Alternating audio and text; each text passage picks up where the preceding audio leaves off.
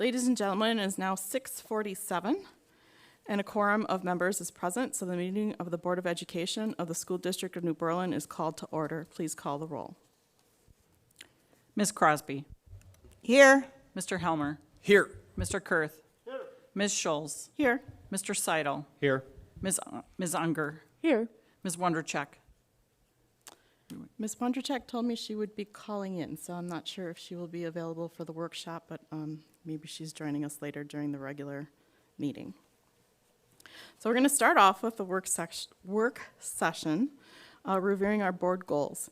So over the last 2 years in the summer, we've had a work session, and under the leadership of Amy Crosby, she got us started, got us going with our goal setting, and I just figured we should probably take time again this summer to go over them to make sure that's what we are going to continue with and if we need to make any changes. So we've got up on the screen, it's just a quick slides here, reviewing the school district mission and vision, because what we've been doing is trying to align our own mission along with that. Oh, just a moment here, I'm going to answer this. Hello, Chrislyn, is that you? Hello. Hi, we're just getting started. Oh, great. Thank you. Sure. So just going over the first main slide that has the district's mission and vision on it. And then, of course, their strategic plan. It has the 4 goals, which then we go and align our goals to these goals. I'm not going to take too much time to go over this, but this is a little more detail of what the school district's goals are. And so that's for goal 1. When it comes to students, will graduate ready for college, careers, and future opportunities. And then we have goal 2, attract, retain, and honor high-quality staff. Goal 3, maintain and promote fiscal responsibility that reflects the commitment to student learning. And 4, develop mutually beneficial relationships in community. And then these were just some continuous improvement items that the district has. So this is coming from the administration. Diana, did you make this public at this point so that if anybody is watching online, they want to go back through those? Thank you. So here is the mission that we came up with, and this is 2 years ago, and last year we confirmed it. Do we have any discussion on this? It's to oversee the district to live out its mission through accountability, vision, community leadership, and policy. Are we all good on continuing with this mission statement? Yes. I'm hearing no objections. So we will stick with that mission, since it really is just aligning along with the district's mission. And then we have the school board goals. These were set in 2020. And it's the number 1, student achievement, which goes along with the school district's first goal. State report card increases by 2 points over 3 years district-wide. Expand opportunities for students. Understand student experience through having more student reps at meetings, attending events at schools. And I think we missed something there, but those, whoops. Let me see if there was anything I cut out by accident.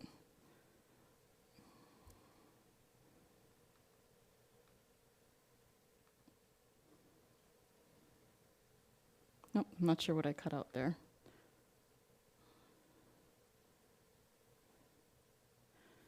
So do we have any comments on these? My first thought was the first one. I'm not sure, can we even go back and look at the report card for last year? I don't think they were available to us because of COVID.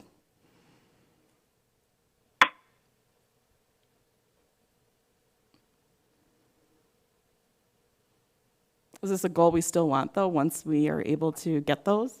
Was this, I think, visiting schools? Well, the first one is, the third one, yes. We pretty much have done the third one, and I think that's something we want to continue once, like this year, I think we will be able to. We need to get, yeah, exactly, we need to get back. Do you want to put your microphone on so people can hear you? We never got to Poplar Creek, did we, or did I miss that one? I think Elmwood was the last one we did. Yeah, I don't remember going to Poplar Creek. Unless I missed it. No. Oh, yeah.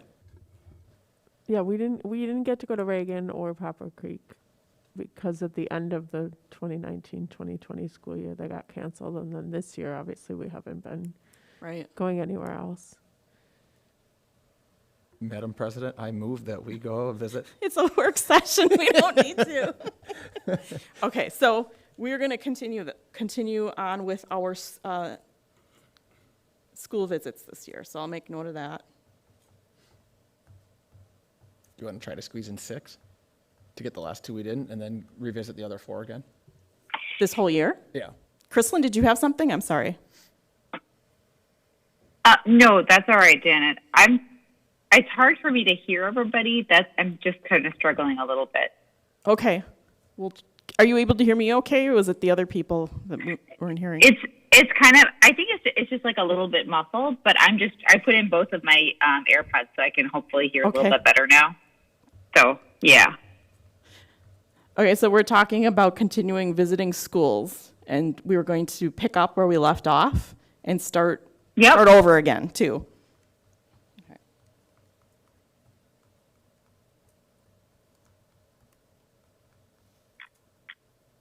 Okay, I'm making note of that.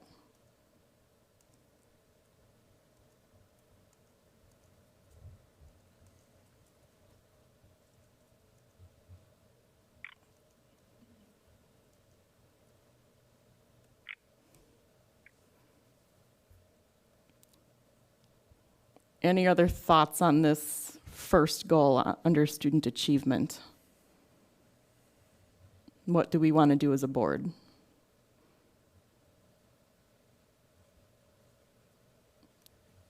One of them was expand opportunities for students. Does anyone have any particular thoughts on what type of opportunities we might want to encourage to expand?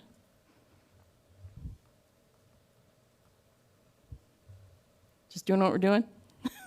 I was going to say, I think the one thing, and I don't know if it's really expand, but it's getting back to normal. I know we started approving field trips, and I think that's a big thing Okay. for us, especially the out-of-state ones. I think it was choir and There was a band trip, I band think. trip. Okay, there's 2. Is that orchestra? Okay. Oh, I think one was art to, I believe, New York City. Yep. I think that's big for us, is getting kids back on those elementary kids, the farms and everything else that they go to the zoos.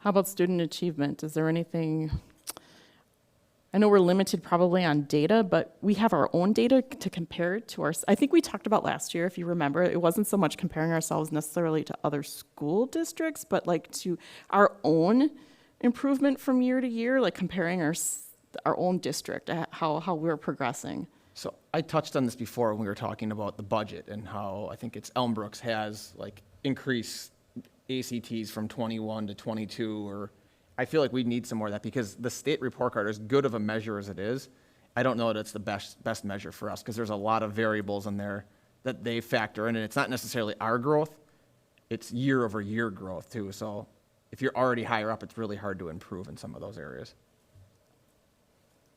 So I think I would like to pick 2 or 3 more metrics within there to help guide that. ACTs are an easy one. I don't know if our graduation rate can really go up from 100%. Yeah. So look at ACT scores. Now that's for the secondary. I think we talked about this. Maps. Reading score or something and I don't know the cutoff, but 3rd grade or so. I think we would probably need some feedback from Yeah. Joe and Kelly on the exact metric that would be the best to pick for that. Okay, so what I'm putting in for the notes is look at district year over year growth, ACT scores and maps, more feedback on metrics from administration. Okay, so we can move on to the second goal if there's no other comments on this one.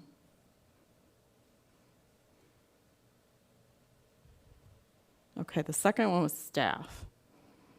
understand staff experience through participating in state interviews, and retain 90% of staff each year. Now, I think we have a retention report coming up from Nicole.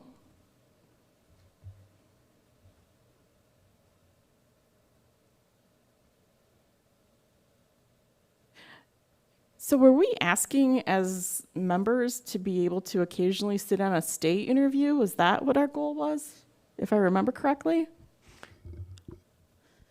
Or to get the results from those and be able to sift through those. Okay, to get more results from them?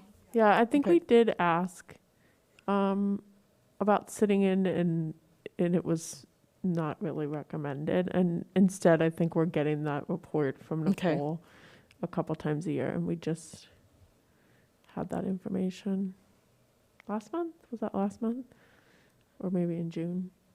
Yeah, retain 90%, and I think that we'll see that in the next report that's given to us. Yeah, we're getting the exit interview and retention information Okay. in September. So it sort of looks like we were obtained that goal probably this year, and so we want to keep it going. Am I getting the right feedback? We want to just keep this going? Okay.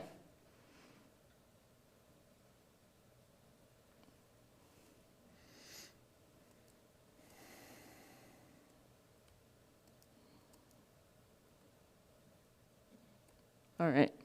Any other thoughts on this? Do we want to add anything to this?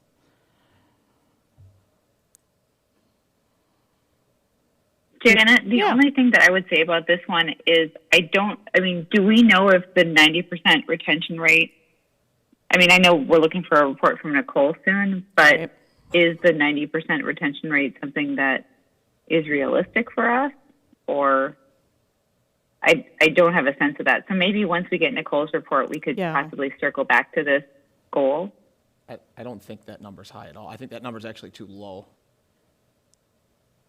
So I know in general, from an HR standpoint, most employers have about a 10% turnover rate. So I think maybe that's why we went Sure. at 90. So, but yeah, I think we probably should ask Nicole. You had stated that once before. Yeah. We can check with and Nicole if if we this could is still. if we could just, once we get the data from Nicole, I'm just saying Mm-hmm. maybe we should circle back and kind of talk about this and make sure that we feel like it doesn't need to be tweaked or it does or whatever. Okay, I put circle back on this. I do want to do more, basic work sessions like this, at least one more halfway through. One area to add here might be something to do with our health insurance. With all the changes we're doing, Okay. does it make sense to get some feedback on how our employees feel about this? Because I feel like we're making changes to this stuff, and I don't know that I've ever seen an employee, No, it's a good one. There should be a benefits survey of employees. So how they feel for value from the plans. It's hard to really get good value out of that, but it's something to think about. Part of the state interview? Actually, a benefits survey is different than a stay interview, although sometimes that might be part of the stay interview, but Yeah. I just don't, personally, I conduct an annual benefits interview at my employer, so I would suggest we do it. So that would, again, be something probably the personnel committee can take up and talk to Nicole about. Okay, I'll put that on there.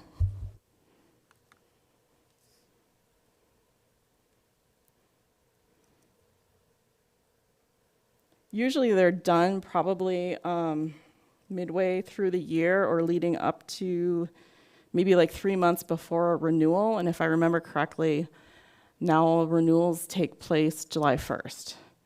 So probably beginning of next year, talk to Nicole about doing one of those. And a lot of times the insurance broker or the benefit consultant will do them for you.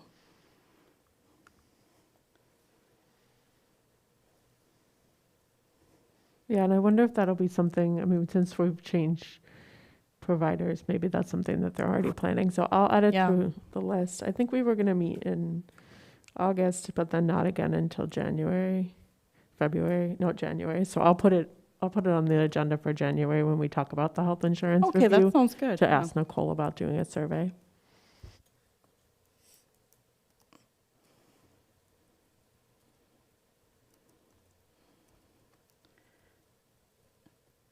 Okay, any other thoughts on this one?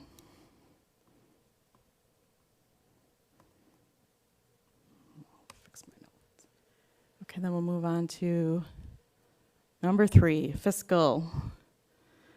We have act with fiscal responsibility. Hold on a second. Balance budget yearly without depleting fund balance, and stewards of physical assets.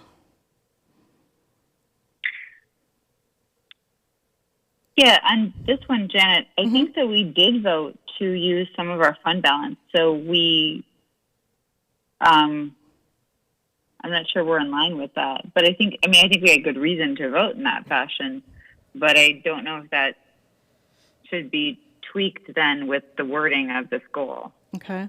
Well, I know our fund balance has actually grown, I was just gonna say, the reason why we did is because it grew right? so much from all the costs. Right, so yeah, Right, then we should tweak right. it probably, because it shouldn't get too big. No, that was the right goal for 2020, but Okay, it's not the right so goal that's for not the 20 goal this year. Okay, so this year's goal is, any suggestions on how we'd want to word it?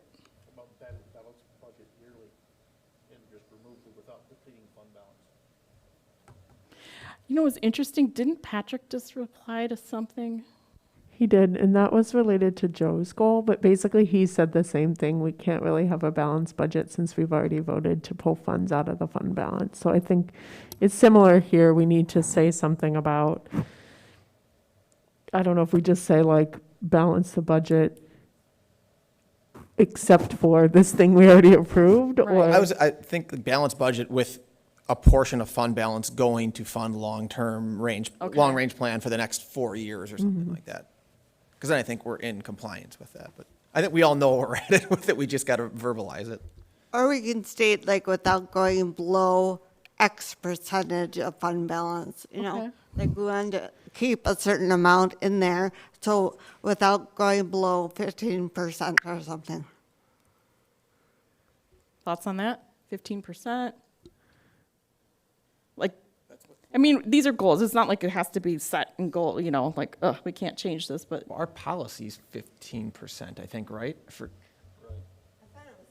I thought it was 10 too. I don't know, I thought it was 15's 10, pretty and high. I think it all depends on what our fund balance is percentage-wise to begin with. You're- Because at one point before we started with the IIC, hold on, let me put this on. So many years ago, we had I think it's the IIC, which is where we actually got the fund balance to about $35 million with the intent of being able to do all these extra projects. And then it is slowly, we used those funds to be able to put us down to where we were about 15 million, and then we were down to about 10, well, with little projects that we were doing. So the percentage that we're talking about is pretty much directly related to the amount of fund balance we actually have, as opposed to what we're intending to use it for. So if we're able to put money into the fund balance for our rainy day fund, obviously is what we want, then the number that we put in is kind of arbitrary because it all depends on what we're able to do with it and the amount that we have. I think we have to write a 2 or 3 year goal here. Okay, So I think we just do the balanced budget with using $1 million or whatever it is from fund balance, right? because this year it was 1 million, right? No, this year No. was like 300. Oh, that's right, 350 or something. And then it was like 4 something. It was 350 this year. Yeah, that's right, 350, and it works its way up to $1 million. $1 million. Okay. So we just got to get those 2 numbers, I would say, for, do we want to make a 1 year goal or are we? Well, we sort of like revisit this every year. We could set the goal for 3 year, and we still look at it next year and Yeah. say, okay, yeah, this still works. I think that's good because then we're giving guidance more than 1 year at least. So balance budget, other than money allocated for long-term, wait. Long-range facilities plan. Okay, Our policy states 10%, oh jeez, I just, so I think that is the goal, obviously. I would say, I personally would rather be at, maintaining 15%. That would be my preference, okay. to maintain at a minimum of 15%. Yeah, I think we're way above that right now. We're at like Yeah. 25%. So I feel like I wouldn't want to put such a low number in our short-term goal because then that it makes seem like we're going to spend millions of dollars. 25% it is. Yeah. So if I put it in general terms, balanced budget, other than money allocated for long-range planning over next 3 years, does that sound like that'll fit? It's flexible enough, but has enough direction? Don't be silly. I think so. Okay. All right. So, anything else on this one? I feel like since we've started talking about Fund 41, it may be good to kind of set that as part of our goal that, we're going to start allocating funds to that line item or whatever. And I think officially the community has to make the vote Yeah. on the budget, but I feel like we could still set that as one of our goals because it's something that we as a board want to be doing. Well, I guess we do have to give direction on how much we would want allocated in order for it to be proposed to the community to vote on. So what are we thinking here? I think we had to work with Patrick to figure out that number. Okay. I think our goal now is just to start putting money into Fund 41. I don't know that we want to put a dollar amount yet. Okay. So just a goal can be allocate money to Fund 41, work with Patrick to set an amount.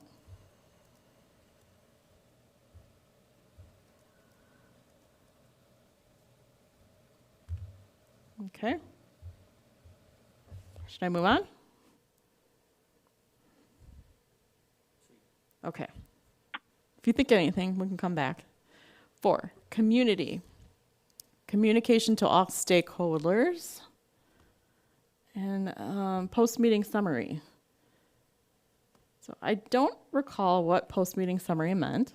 That was on social media to be able to post what we talked about at the meeting. Okay. So I think David Cody is doing that now. Okay, and if I vaguely remember, I remember I saw it.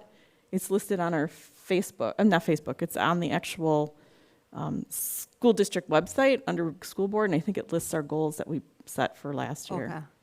Maybe we send it off to him to update, or I will after today's meeting. Go ahead. Hey, Janet. Yeah. I'm sorry.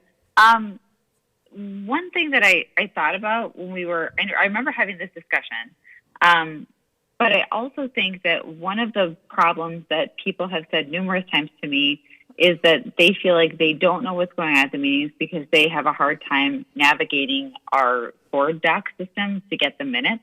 Uh-huh. And I was wondering if it would, first of all, make life easier for you and not having to do this post-meeting summary, so to speak, if we could just have a link on our webpage, on the front page that says meeting minutes or something, and then people can just navigate with one click to get the meeting minutes, which I think is the most often requested item that people want.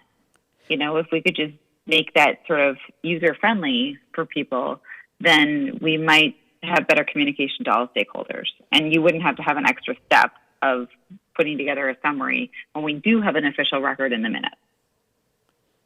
So you're thinking when the public navigates to school board on the school district website to just have one link listing out all of the minutes? Yeah, if you could just, I often go to the school district webpage, and I do think it's a little bit difficult to, it's a fair amount of clicks in order to be able to get to the minutes, in my experience. So I just think if we could just make it easier by maybe having I know that recently we've made some updates to the website, which I think have made it better, but I think that there's a tab right now that says school board info, and then you go to that, and then I think it's a couple more clicks before you can get to the minutes.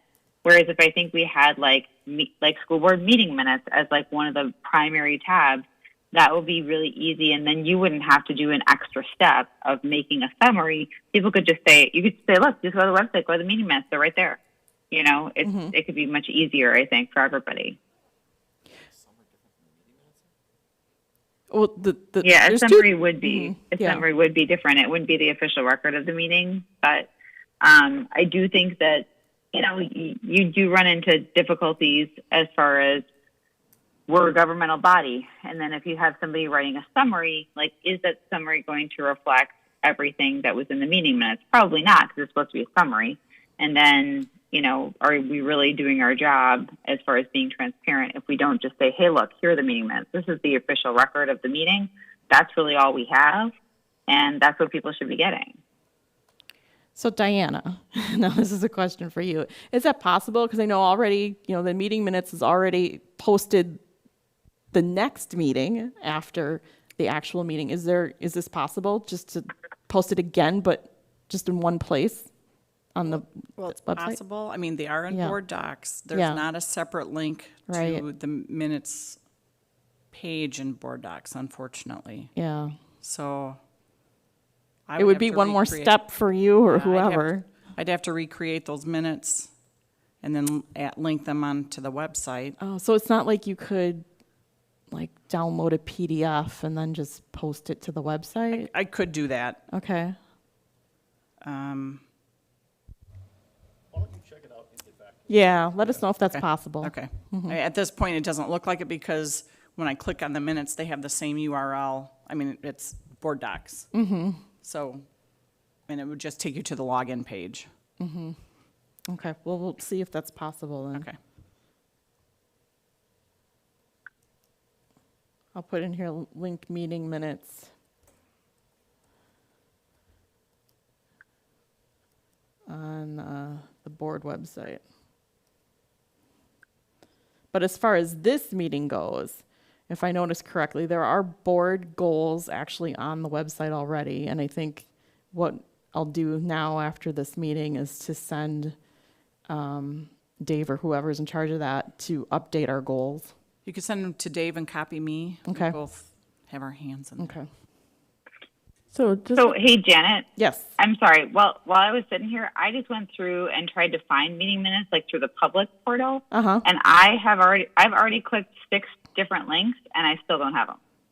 So, like, it's complicated. And I think that, like, if Diana could do it in like a PDF and just have it in, you know, accessible in both places as far as like being on board docs and just being on the web page, I just think that would save you a lot of work because you wouldn't have to do a summary. And we really want the No, official record. I'm to get not out there doing any anyway. summaries. I don't know if you're, I'm not sure what you mean by I don't have to do any summaries and it would save me time. I'm not doing any summaries. What I'm saying Oh, here. okay. I'm sorry. Yeah, no, what I'm saying here is that this meeting, we're setting our goals for this year. So we're revisiting last year's, and right now, the goals that we set after last year's meeting, those, and I'm just saying off of memory, I didn't look recently, but I remember seeing that the goals were posted to our website. Yeah. So I'm just gonna have Dave update our goals based off of this meeting. So that's what I meant by summary. And so I think the meeting notes for each of our meetings, that's something different we're talking about and making those more accessible. so going back to the original goal that we had set last year, though, I don't really feel like it's happening. So on Facebook, there's always like hey, there's a board meeting Monday night, and these are the things that are going to be covered, but no one ever posts what actually happened. Like if we vote on something or something is discussed, like I feel like those are So you want to things that see would be more of- results of the meetings, just not post the meeting and then the next day post, here's what happened. yeah. That's what you're thinking? Yeah, because I feel like the way that people can get information of what happened if they do not come is to watch the entire YouTube video, which is not Boring. realistic for Yeah. the average person to watch. Like they Right. don't have 2 hours to watch it. Like there's nowhere, or you could read the minutes, which does give you kind of the highlights, but it's not really very detailed. It doesn't necessarily give you the new policy that was voted on or the preliminary budget that was approved or whatever. Like that stuff isn't ever shared. I think when we talked about this, we were gonna have it updated on Facebook, but I think actually what's happened this year is Joe is sending out an email, like, the mask mandates have been lifted at the end of the year, or the back to fall reopening, last year fall. I feel like that's all being achieved through an email, so I don't know that people outside of the student body population and the families are getting that, so maybe we could stretch that, but I think we're getting the important changes out. And I think he's also putting it into the newsletter, The Edge. Right. So that's where they've been going, but yeah, as far as Facebook posts, no, I haven't seen it either. Other than they post the newsletter, though. Here's the newsletter. Because I think it's hard. I mean, after tonight, we've got, 6 policies or whatever on there. I don't know that everyone is all that interested in the policies, but something that actually changes mitigation strategies or funding long-term facilities, or like Gaga courts, stuff like that, I think is what the general population cares a little bit more about, but I could be mistaken. I'm not saying policy specifically. I was just trying to think of stuff that has happened recently. But yeah, it is in the Edge, which I know we're trying to get more people to subscribe to. I just feel like there's a lot of attention on what's going to be discussed, but then it might take weeks or months to actually hear what did actually get discussed or what changed. And I agree, Well, that's only in COVID related, print, we've but been that's- good. I kind of agree with you, but in a video format, the fact that the video of the entire meeting, if people want to see what's being discussed, it's in a video format and you could see word for word what's happening per video. So being redundant because we're telling everybody that they don't have an attention span long enough to watch a whole video that we need to bullet point it. It's bullet pointed in the Edge and in the newsletters as well. So they have access. The communication is happening. People have to choose to look at it. I don't want to say that just because we have a video, it's not convenient to watch an hour and a half worth of video. I guarantee it's not convenient, but it's less convenient to show up here and watch the whole thing that way as well. But the communication is there. Minimizing the fact that the entire meeting is posted so everybody can see it should not be discounted. I'm not saying, and I certainly didn't say anything about attention span. It was more around the fact that, do people have 2 hours to go through the meeting if they're just interested in, hey, what was the outcome of this portion? There's not an easy way to get to just the outcome of a specific portion of the meeting, especially if we have to wait 2 weeks for the minutes to be approved at the next board meeting. So that's all I was saying. And I think the intent of the goal was to have a meeting summary posted on Facebook. Because the year before, we had a goal to post what was going to be on the agenda. Now I think we just wanted something afterwards. Because like he said, there isn't, the meeting minutes aren't approved in the next meeting. So if we're posting that we're having a meeting, then an outcome would be good. I think that we could at least ask Dave if that's possible. No, that's a good point, because I remember now that the meeting notes are not posted until they're approved. So, there is a huge delay, so. I think it's important to get feedback from Dave too, because Yeah. I don't know what the reach is on this. If Dave says, when we post, 300 people see it, does it make sense to do Facebook, or should we just do a better email coverage or something like that? I don't know. Maybe that is the case, that an email goes out after every board meeting with a quick summary. Yeah. Can we take that as an action item? Just kind Sure, of ask that. yeah, I have we'll no look idea into what it. No, what that the makes views sense. on that are. He should be able to have some visibility into that. All right, let's see, we can get outcomes of board meetings communicated quicker. Check with Dave.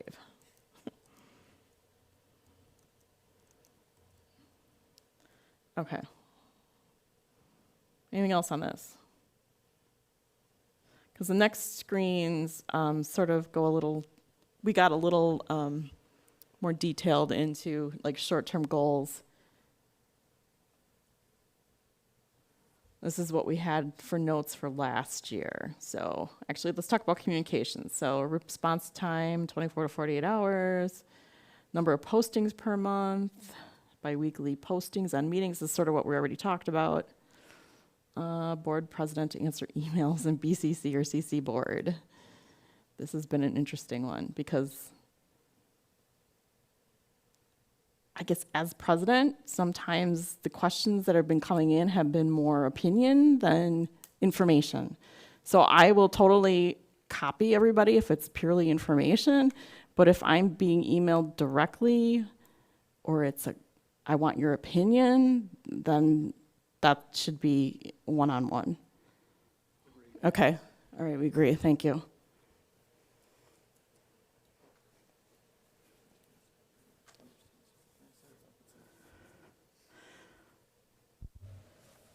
Let's see. Any other thoughts on these? We put balanced budget, we already sort of talked about that. We can get rid of closed deficit gap. Okay. Have we totally closed the deficit gap? Is there some left? For this year. Yeah, for this year we The do. problem we always have is when you start looking 4 years out, Right. we start building ultra conservative budgets that build in like a loss of revenue and stuff like that. And I mean, as we see, 3 years ago when we were in this position, we were projecting like a $6 million deficit this year or whatever it was. And we're nowhere near that. Back to the first point, I think this was our attempt to try and quantify these goals, which is obviously kind of difficult to do, but the budget versus actual by category, is that something we're seeing in? Yeah, we did that in the finance Okay. committee. Yeah. Okay. That's right. That is better. Okay. So, So, I mean, I think that's definitely something we'd want to continue because it's, Okay. good to kind of see, obviously we can set the budget, but then how did we do on actually meeting it and were things allocated to the Okay. right categories? all right, so I think we're on agreement on that to continue that. And just removed closed deficit gap? Yep. Okay. Unless you want to put never getting a deficit again. Yeah, definitely. I don't think we really have anything on communication since we addressed that already, unless someone has something else. Understand student experience. So that was actually our action goal. That's the actual action we want to take on the goal. So we're going to pick that up again. And then reviewing the stay exit interviews. So we're going to continue that. This one also hit on acceptance rate, so that I would be interested in as well. Everybody else probably need to let Nicole know. I don't know if that's in her report. Yeah, that's a good one. Okay, open. We're going to ask Nicole to add that, if she hasn't already.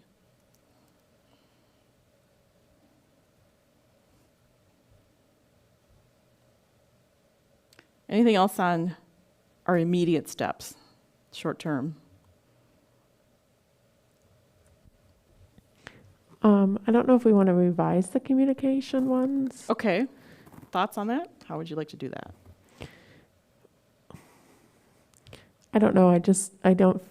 Obviously we're not doing the middle two because there weren't any postings. So, and if we're going to try and get Dave's feedback first, I don't know that we can set those Okay. as targets. I think the second one was just posts. So it'd be like Eisenhower's a wrestling meet tonight or Yeah, there's a choir concert. I don't think that was related to the meeting. I So think it was promoting the school district, Okay. making sure people knew, hey, this cool thing is happening in our district, kind of a, And that might be happening. I just don't know to what level. I mean, I do see some posts. Probably less this year, I think, than I did the year before that. Right. There's still usually at least one per day. Yeah, and then, I mean, for the emails, I don't know if we want to set a different metric on, I totally agree with you, Janet, that it's difficult to respond unless it was just like a, thanks, we got your email. right. Because it is very opinion-based. You certainly cannot respond on behalf I of can't the respond whole on your board. behalf, I know, and I always tell them, I'm like, just so you know, this is just my opinion. So, So, and there has, the volume has been greater than in the past as well. So even sending that type of a response to every email can be challenging. So I don't know. okay, so I can revise that to when asking for information.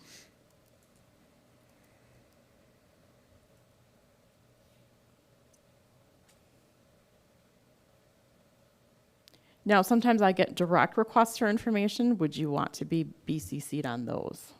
Even though you're not all sent an email. What do you mean? Well, for instance, there was a recent request for information about enrolling in the district. And I sent him, got some help from Diana. Would you all want to be, know about that? Okay.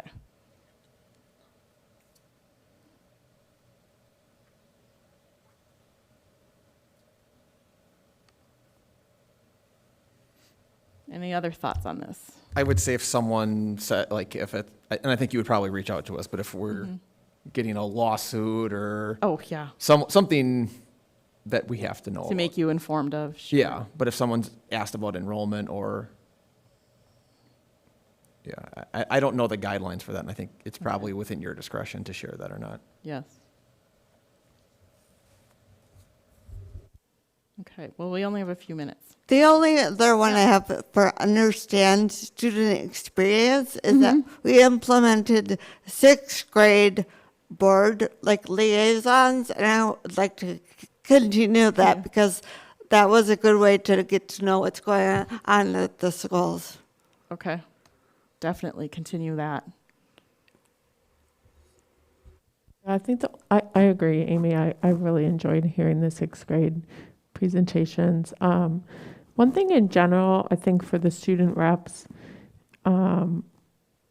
they talk a lot about extracurricular stuff and not a lot about academics, which, I think this was my complaint about the Facebook page a couple of years ago as well, is that it's very, very sports and extracurricular focused. And we're not hearing as much about what's going on in the classroom. So I don't know that it has to be a goal, but if there's any way that they could share a little bit more of the core academics experience in addition to the extracurriculars, that would be really great. And I think one of the 6th graders did recently, I want to say maybe it was Elmwood. I feel like I emailed Katie to let her know that I really liked their presentation because they finally talked about something that had been happening in the classroom, which is really, really rare. I know we have requested that they do. So Okay. I don't know if it's just, Put it out there again. yep, we Yeah. will. And we No, have requested from Eisenhower their replacement for Nishi. So Okay. I agree. I think that would be good because there's a lot of great curriculum things going on in the classrooms as well. And I'd like to see the primary students here again because that's also a really good experience for them. All right, so 6:30, but we just had one here for long-term goals, build fund balance. Do we need to anymore? We're talking about spending fund balance now, so should we remove this as a long-term goal? How about maintain? I'd rather have something along the lines of putting more money in the classrooms. Okay, So I don't know if we have a metric for that, but I think that's bigger to me. I don't know how we measure that again, but X% of our funding is spent in the classrooms. and I think there's already been some, I'm sure Patrick can probably share with us, what percentage really is going towards classroom versus, and I'm sure there'd be some debate what we consider what is Well, classroom and that's the what's problem too, not. is when you look at, Because it's mostly labor costs. well, when you look at DPI, it's how they factor that. Is it classroom teachers or is it an assistant? And if it just district to district and year to year, it's very, very different because you start skewing your total if you do a referendum or something like that, where you're doing where you build a building over 5 years and paying for it. So I think it get very tricky with that, but. Okay. Well, I'm thinking that because we need a lot of feedback from some of our administrators, maybe we need to revisit this when we have another slower agenda later, before the end of the year. So we can, revisit this and tighten it up more. And so I probably will not be sending Dave anything to put on the Facebook page, not Facebook, the website at this point, since we sort of have some questions out there yet. Okay, before I wrap it up, just want to give you one more chance. Anything else on this? Okay, so we will then end our work session. And I need a motion to recess to closed session. So moved. I need the motion first. Oh, so, I'm sorry. We have to say it, this word, sorry. Oh, you Yes, got it. Yes. I move to recess into closed session pursuant to section 19.851C E and F of the Wisconsin statutes to consider A, the approval of closed session minutes of July 26th, B, employment performance and compensation matters pertaining to staff, C, superintendent goals review. Second. Okay, so I have a motion by Mr. Kurth and a second by Mr. Helmer. All those in favor, raise your, oh, wait, sorry, we won't say that. We're going to take the Has to roll be a roll because we call. have Chrislyn on the phone. And it has to be a roll call. Oh, that's right. Okay. Mr. Kurth. Yes. Mr. Helmer. Yes. Ms. Crosby. Yes. Ms. Schulz. Yes. Mr. Seidel. Yes. Ms. Unger. Yes. Ms. Wondercheck. Yes. Okay, motion passes. We're moving into closed session. Be back around 7 o'clock.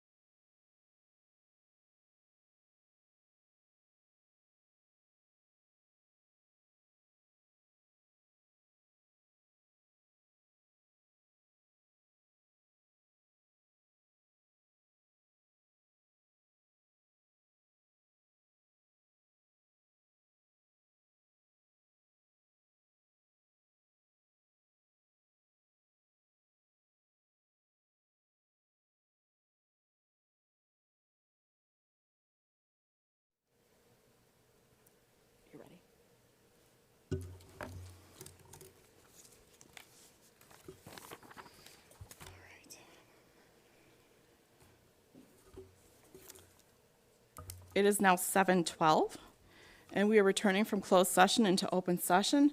In recognition of the serious and important nature of our efforts here, we will join in the Pledge of Allegiance to the flag. For all those who are able, please rise.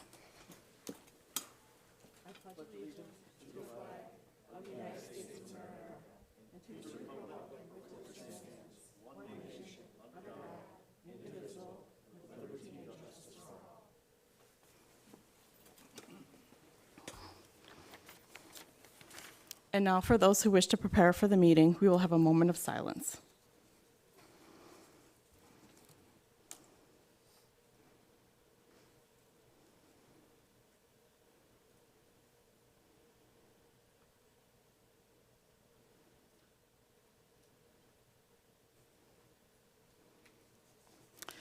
This is a public meeting of the Board of Education. Prior to this meeting, notice was given to the public last Friday by providing the agenda to the City Library. The agenda was also posted on the district website. A copy of the agenda was forwarded to the Journal-Sentinel, the Waukesha Freeman, and the Waukesha Now, all of which have filed requests for all public notices. Privilege of the floor is next. Meetings of the board are conducted for the purpose of carrying on the business of the schools, and therefore are not public meetings, but meetings held in public. This portion of the meeting is an opportunity for you to come and voice your concerns to the board. So please do not be offended when we quietly listen. We may even take notes. We do not immediately respond to your questions and comments. This is a time for you to talk and us to listen. Thank you for coming to voice your comments and concerns. When I call your name, please step up to the microphone, address the chair, and state your name and whether or not you are a resident in the school district. Each presentation is to be restricted to a maximum of 3 minutes. Privilege of the floor will be limited to 1/2 hour. Presentations are not to be designed for purposes of engaging others in a debate in this forum. Discussion of certified, classified, or professional personnel or of individual Board of Education members shall not be considered an appropriate topic for this forum, and the speaker will be ruled out of order.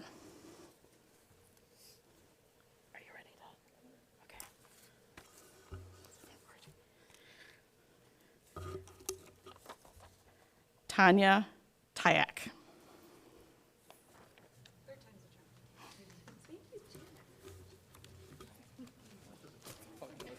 It only took a few times, right?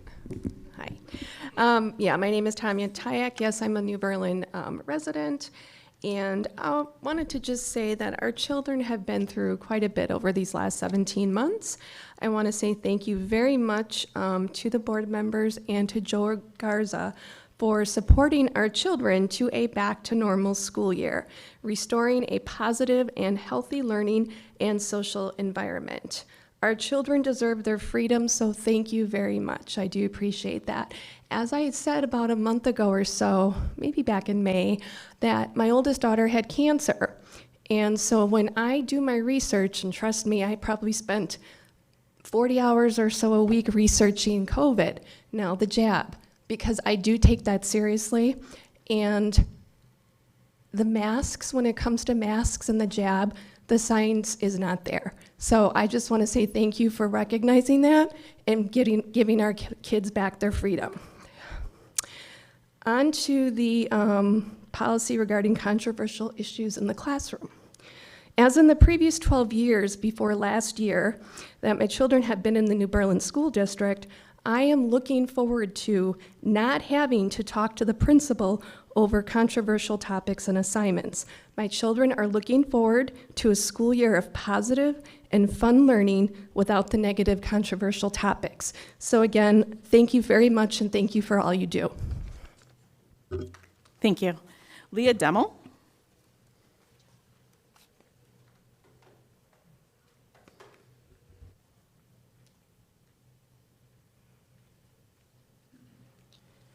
Hello, I'm Leah Dummel, and I'm a New Berlin resident and a parent. I'd like to thank you for your recent decisions on critical issues in our school, including COVID mitigation and masking, diversity and inclusion, and curriculum transparency, among others. I would like to thank you for supporting parental choice. I know that you have received criticism from some of these decisions, but I am here to tell you that I think you made the right choices for the majority of students and their families. Since the start of 2021-22 school year is right around the corner, I would like to focus on the math and briefly demonstrate why optional masks and COVID mitigation strategies was the correct decision. There are 7.8 billion people currently living on the planet. 182 million have unfortunately contracted the coronavirus. Of those that contracted the virus, there have been 3.9 million deaths worldwide. That is 2.3% of the world's population that had COVID, and 2.1% of that 2.3% that have died. Therefore, the overall chance of dying from COVID is 0.04%, not even 0.5%. And it's even less for people that are healthy and young, like children. The math on cloth masks. The COVID-19 virus particle is about 0.1 micrometer in diameter. That's 1/1000th of a millimeter. The natural holes in a woven cloth mask that are visible to the naked eye are 5 to 200 micrometers in diameter. Does that sound effective to you? Doesn't to me. In fact, there have been suppressed studies indicating a danger to children's health when wearing masks, including reduced oxygenation and infections from dirty masks. So, although organizations such as the CDC and American Academy of Pediatrics are recommending masks for even the fully vaccinated individuals, as they are transmitting variants, the guidance does not make much sense, and experimental vaccinations and guidance changes frequently. Did you know that the AAP took money from Pfizer and then funded programs through AAP's fiscal year ending in June 30th, 2021? That's interesting. And did you know that the CDC stopped tracking most COVID cases in vaccinated people in May? Well, that certainly explains why the CDC director said this is becoming the pandemic of the unvaccinated. At first, it was about slowing the spread so hospitals would not be overwhelmed. Now the goal seems to be to eradicate the disease, which is just not feasible. Anyway, lots of thanks to most of the board members who considered the other sources of information besides legacy institutions such as the CDC and the AAP, where the science is murky at best. Thank you. Jeff Brunner.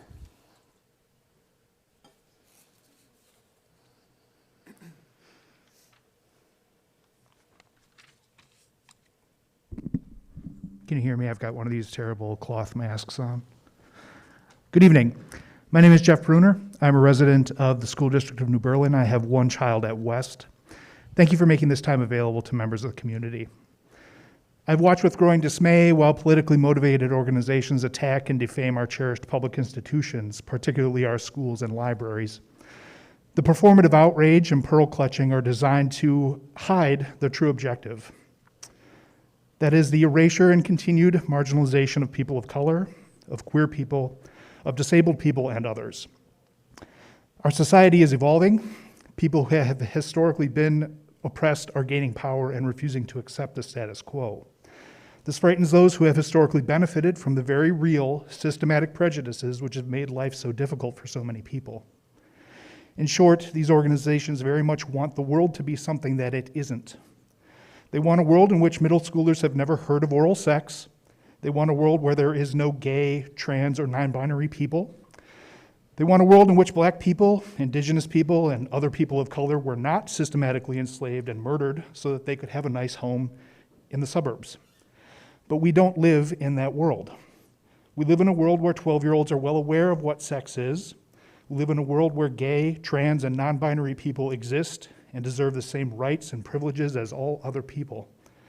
And we live in a nation, a state, and even a city with a long and bloody, sometimes, history of conquest, enslavement, and oppression. These are facts.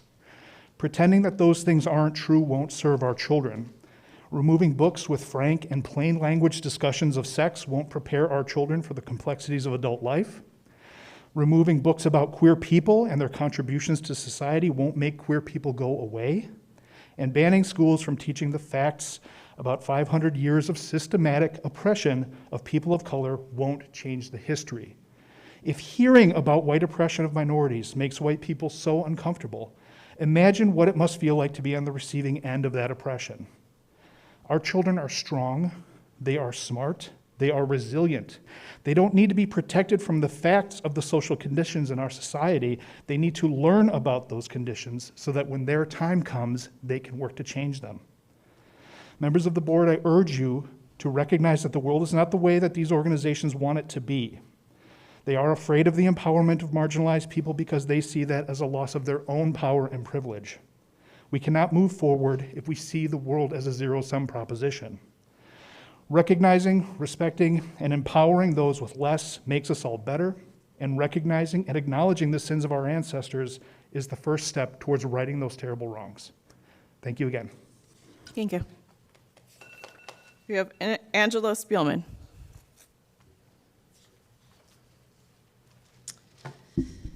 Good evening. My name is Angela Spielman. I'm a resident of New Berlin, and I want to start by thanking the board and Mr. Garza for continuing to support parental freedom. I appreciate your trust and support in my ability to make the best choices for my children, and encourage you to keep this energy and momentum as we move into the school year, and continue to keep your current masking, social distancing, plexiglass, and all those other things relaxed. Getting back to normal in 2021 and 22 is the best thing for our students. Another thing I've been concerned about with sending my children back to the classroom is not being able to be in the building as a volunteer to support the staff and visit my children, and I appreciate you lifting the ban on parent volunteers.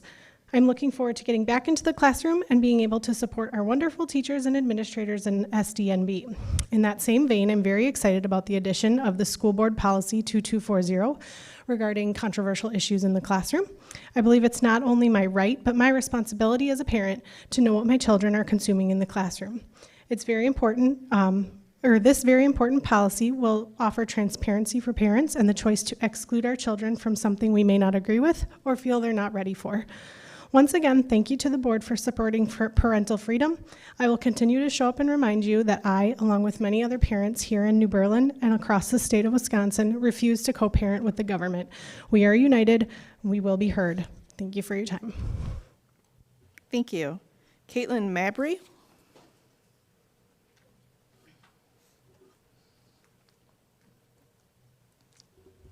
Hello, my name is Caitlin Mabry, and I am a resident of New Berlin, and I have 4 children, well, 3 that are in the district now. One's 3.5, he'll be coming up. But I wanted to also start by thanking, I'm a little shorter than, I'm on my tippy toes, I'm gonna just tip this. I wanted to start out by thanking the board and Joe Garza for giving us this parental freedom, because as you see, I have nothing prepared, and it's me as the passionate parent wanting to, I felt very led to come here and just really drive home the point that how crucial it is for us as parents to have choice. And I was thinking about it, and I thought, okay, well, masking my child is my choice for their medical well-being, right? So it's like the school is saying, well, we're gonna give your child this medication without telling you. Well, they would never do that. They would always ask for my consent, right? So the way I see it is the mask is the same way. It's something that holds a risk. There's peer-reviewed science to back it, and I thank you guys for looking at that science and following the science. And so as a parent, I'm just super grateful that I'm gonna have the choice, that medical choice for my children, because they're not OSHA trained. They don't have the ability to wear a mask properly. And so as a parent, I need to be able to make that choice, whether they're capable of safely being in an environment, a learning environment, where they can be successful. And my older daughter, she has ADHD, and she honestly she thrives in the classroom. So the thought of me having to pull her because masks are all of a sudden mandatory just breaks my heart, because that's where she needs to be. That's where she thrives. And so that's where my passion comes from. And so I just want to thank you guys for that decision. And I hope and pray it continues to go in that direction.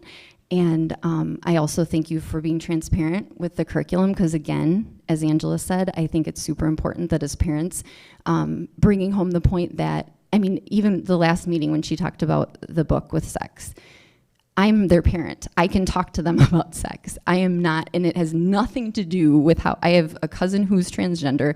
I have friends who are LGBTQ.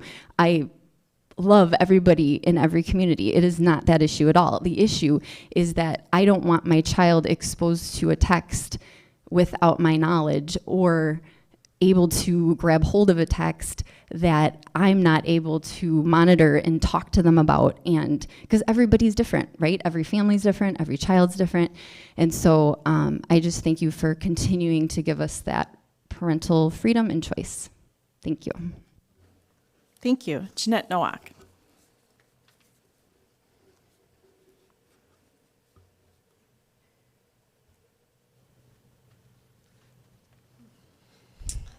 My name is Jeanette Nowak. I'm a New Berlin resident. Thank you for your time tonight and listening to everyone present their opinions. I am here to continue to advocate for the consideration of adoption of policy 5350, student suicide, that Neola, the company that the district pays for to retrieve blanket policies that could be modified to meet specific district needs. I would like to add that starting in 2018, there is a school district of New Berlin's mental health advisory committee working to identify, alleviate mental health barriers in schools. In the statement released in 2019 by this group, it said that there's student anxiety, depression, stress, and a plethora of other social and emotional issues, which is why the hard work and dedication of this committee is so invaluable. If this work is so invaluable, then why is there not a policy in place? I have several questions as to why the district has not yet adopted this policy. What barriers continue to exist for the board to put on the agenda to consider proposing student suicide prevention, intervention, and postvention, especially when a blanket policy already exists? If there are barriers addressed from question 1, what can be done to overcome them as a district to ensure that all of School District New Berlin is providing a safe learning environment and catering to the social and emotional needs? I created a petition for the community to sign, and I shared it on Facebook, and as of right now, there are 109 community members. This wasn't shared all around. It is genuinely our community who are in favor of this policy being put into place, and it is still open to receive signatures, and I will be closing it shortly and sending it to you. Next, I want to say a few words about policy 2240, the controversial issues in the classroom. I request that a motion be moved to have more time for the public and educators of the district to have a chance to be aware of this policy, because 2 weeks is not enough time for the community and educators to be informed of such a new policy, especially over the summer when educators are off. This is a new policy for the district, and it directly affects teachers. What exactly falls under controversial issues? This is open for interpretation that needs more time to be revised and look at it more specifically. A student's identity is not a controversial issue. Lastly, it says that there will be an administrative guideline for dealing with controversial issues. I think that those guidelines should be part of this policy and also approved, so that it's explicit and transparent for parents, educators, and students. I've emailed the board other examples of controversial issue policies that have been adopted, and I believe that with a motion to have extra time will allow more research to have a better policy put in place for parents, educators, and students. Thank you so much for your time. Thank you. Gail Northway.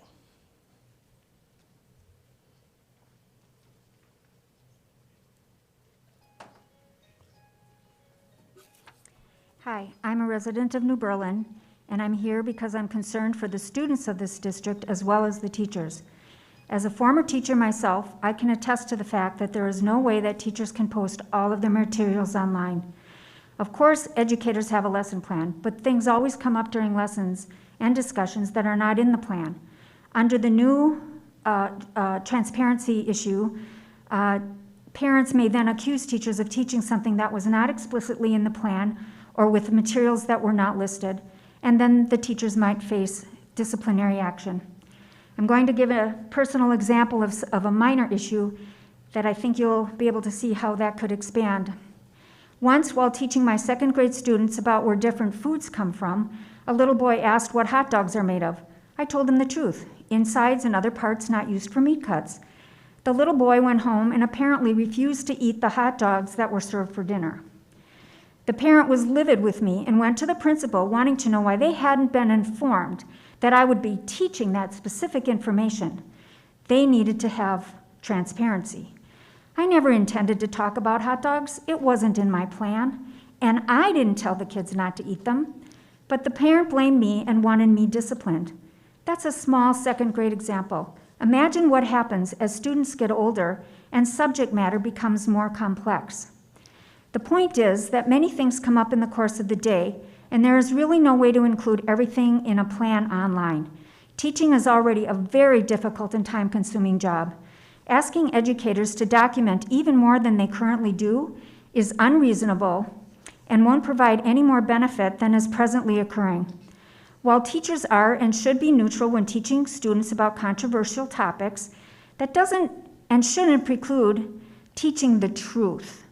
Some parents talk about indoctrination of our children, but what is more indoctrinating than only being allowed to teach what a minority deems acceptable, but which does not include all the facts and truth? In that case, we would just be teaching propaganda of a small group. That's indoctrination. There is a very vocal and passionate group behind these sorts of bills, but I assure you, most citizens do not want our children to only be taught what that small group deems fit. Most citizens are, unfortunately, not aware that this issue is even being discussed. They're busy working and raising their children, trusting that the schools provide a fact-based curriculum and teach acceptance of all beliefs, races, religions, sexual identities, etc. This is a public school board.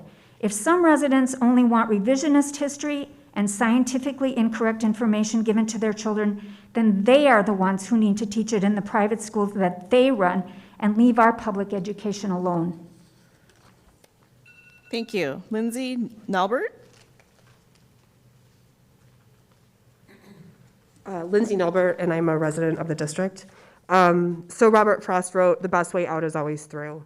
To do what needs to be done to get to a better place, to proactively look at a solution free from COVID in this case. By blatantly ignoring CDC and other guidelines to not require masks or any other precautionary measures in our schools to prevent the spread is a negligent decision driven by personal opinion and not data-driven facts. Not requiring masks as a school and as a community does not get us to a better place free from this pandemic. We therefore are part of the problem and not part of the solution.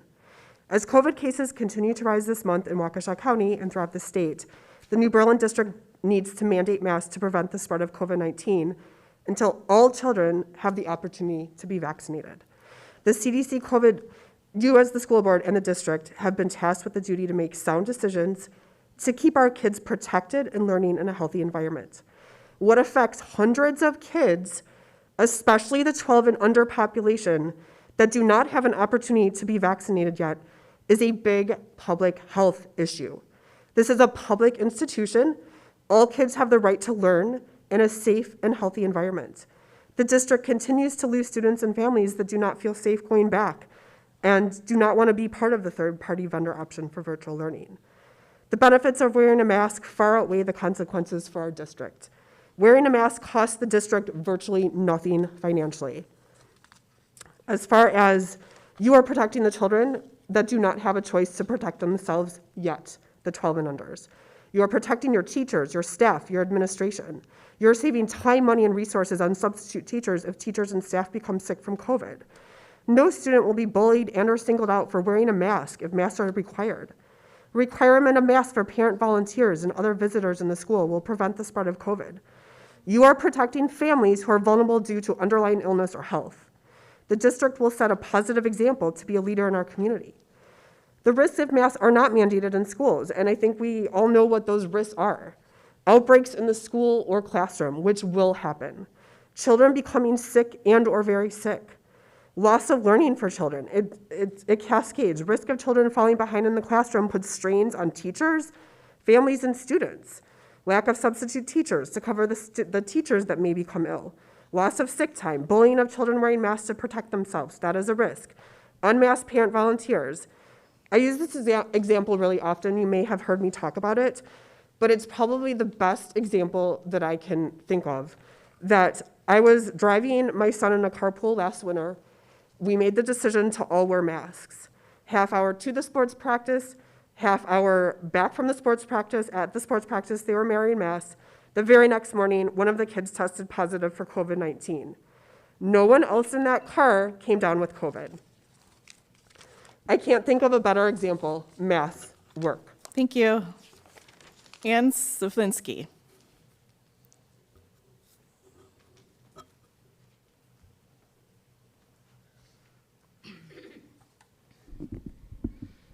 Hello, Ann Shaflinsky, Fox Haven Court, New Berlin resident and district parent. I applaud the board's new effort to finally do regular policy reviews, but I must urge you to do your homework before approving a slew of new policies and retiring really important ones. Here's what I mean. The policy review schedule says that 3 of tonight's brand new policies, 5500, 5611, 5780, are all presented to replace policy 5131 and 5131.1, the existing conduct, responsibilities, and rights.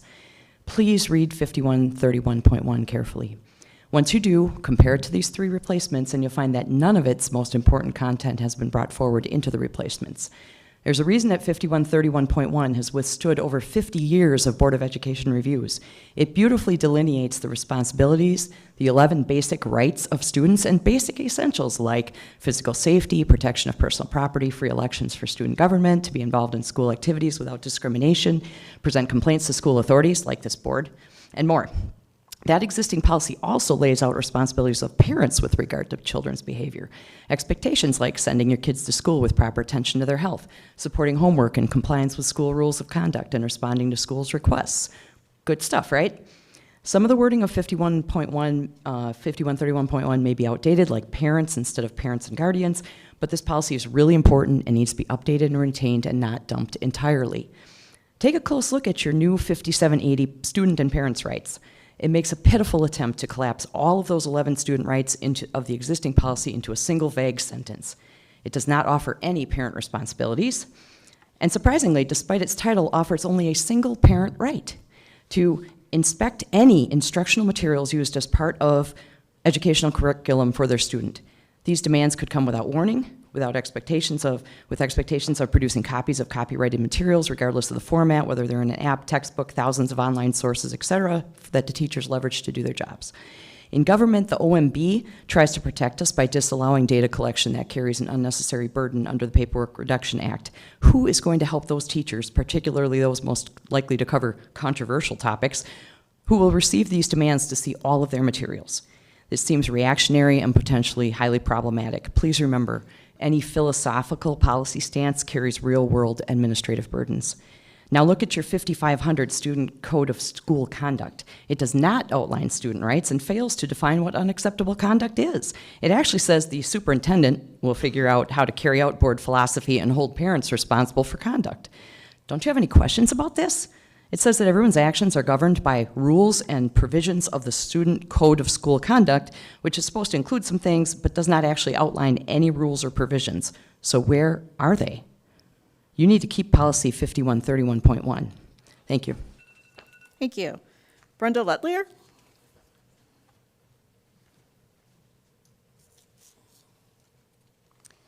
Hi, Brenda Letelier, and I am a resident of New Berlin with children in the district. And I, like Ann, support keeping 5131.1 for the same reasons, and I want to comment on the 2 proposed policies, 5780 parents' rights and 2240 controversial issues. In my 15 years of parental experience in this district, I've been extremely involved. I'm the parent that consistently goes through all papers that come home, and I am not kidding, all papers, even if it's this high at the end of the year. I look through every textbook, I read every assigned reading that the English teachers assign, I read it together with my child, I see what they're doing. I see zero evidence to warrant either of these policies. Ideally, controversial subjects do get discussed in classrooms, overseen by a certified Common Core standards educated teacher. The right to inspect is unnecessary, as almost all printed material comes home, like I said. The board reviews book lists, selects the textbooks. AP content is decided at the national level. This is a radical, extreme reaction to a few parents' unwarranted fear about indoctrination, your wording in the proposals, which isn't happening in my experiencing. Why do we want this stuff discussed in the classroom? I'll tell you why. Because kids are going to discuss everything on their own, at all grades. If you don't think kids are discussing the presidency and everything else in grade school, talk to your kids. They are. Kids are curious, kids like to debate. So are you going to monitor the bus stops, buses, recess, lunch, open campus, practices, rehearsals, events, texting, dates, social media? Because that is where kids are talking about issues important to them. Teachers in classrooms are not indoctrinating kids. Kids are talking. And if we can have an adult in the room, in the classroom, and let kids talk about this with supervision, I think that's fabulous. I feel like these two policies are based on fear, as I said earlier, and a need to control things that aren't even happening in our classroom. If you as a parent are close with your children, you listen to them, they can come to you, you can talk about things, they have your trust, then ultimately these policies are useless and just a burden that deprives the teachers of their gift of teaching and their time, and worse, it deprives students of their right to be autonomous and have open discussion. Please stick with 5131.1, and if you're going to look at these again, revise them. Thank you. Scott Yench?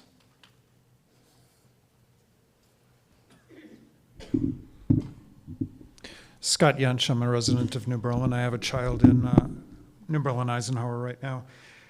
There's so much to cover, but there's only so much time. So I'm going to stick with my concern about the wording of the proposed policy 2240 as presented in the packet for tonight's school board meeting.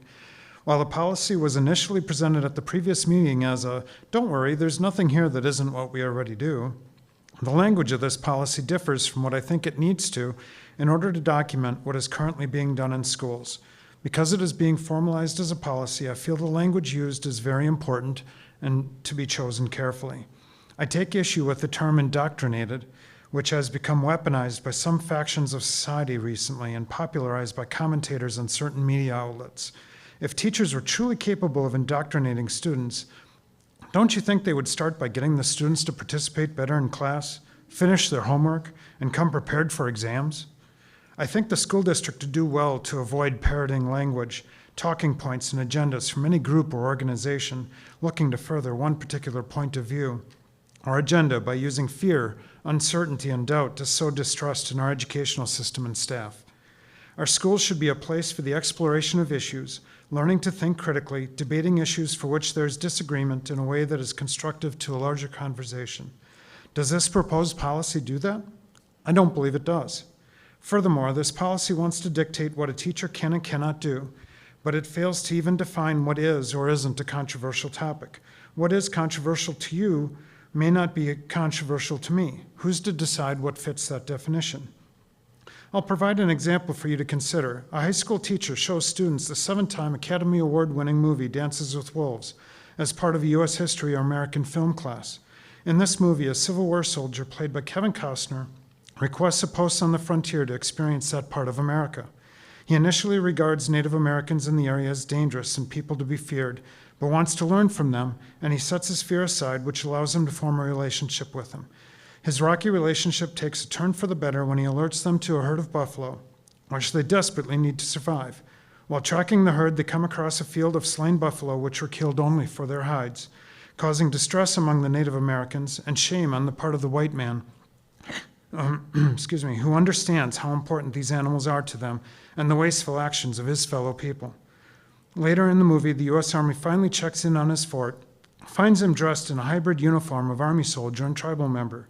He is taken into custody, beaten, and carried off in shackles. Most viewers would be sympathetic with Kevin Costner's character and would cheer the outcome of a rescue mission. The feelings that the students might have watching this movie could be considered by some to be controversial, especially given recent events. Would that teacher be disciplined under this policy? Would they be accused of teaching white guilt after being reported on a Google form that currently exists Thank you. in this We have one community? more speaker. I'd like to give them the chance to speak. Thank you. Crystal Przybicki? I'm sorry.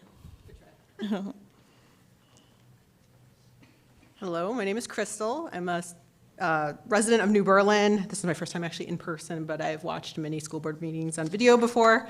I'm here tonight to please ask you to consider your reentry plans for fall 2021 school year for at least our elementary students. Your entry and mitigation plans discussed at your meeting on July 26 are no longer applicable to today's current climate.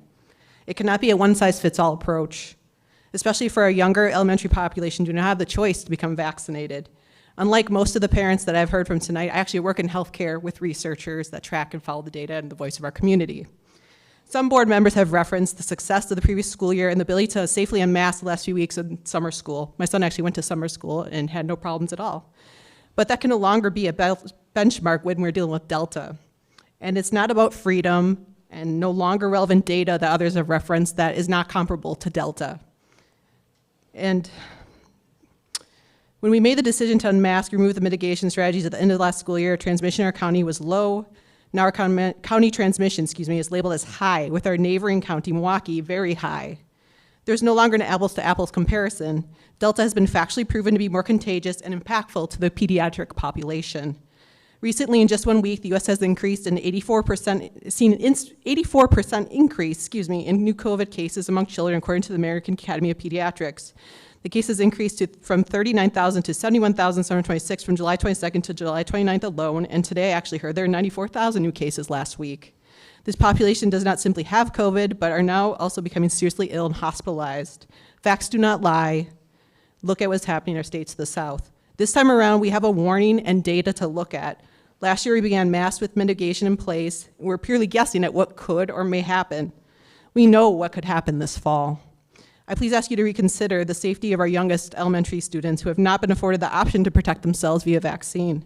I'm not even asking you to bring back masking for everyone in middle and high school. I'm asking you just to protect our elementary population that has no choice. Green Bay School District had created a similar model and only required masking of their youngest students, the elementary population. It is common sense that you don't even have to excite the entire parent population, which I know is very passionate, by letting the middle and high schoolers have their choice. It makes sense. They're afforded the choice to protect themselves if they wish to receive the vaccine. This segment can also make the choice whether to mask, etc. Please reconsider at least starting the school year with elementary masking and mitigation measures in place. It can be reevaluated, just like anything else, a couple months in once we better understand if cases and transmission continue to climb in our area. Thank you for your time. Thank you. Thank you, everybody, for speaking. Next, President's message. I just want to thank fellow board members for coming early today for our work session. We worked on some revisiting our goals we've set for the last 2 years. We're going to continue on that. So that's all I have for this evening. We can move on then to the administrative team report. Yeah, so we have a brief presentation to the board related to fall reentry. I would like to remind, again, not only those in the audience and those watching, but also the school board about the process that we've entered in related to the timeline over the course of the last 3 months. The first school board meeting in May, the school board voted to make adjustments to mitigation efforts. Further, then we were asked to make mask recommended versus required as of May 18th. We held a special meeting to do so. On May 24th, based on the May 10th board meeting, we were asked to bring forth a plan for summer schools to inform our families of those efforts. As a result, we changed even further mitigation strategies, including increasing class sizes, allowing students to move from class to class, and that the summer planning would help inform our work to reentry. At the last board meeting on July 26th, the board did approve fall reentry plans with all families in the school district.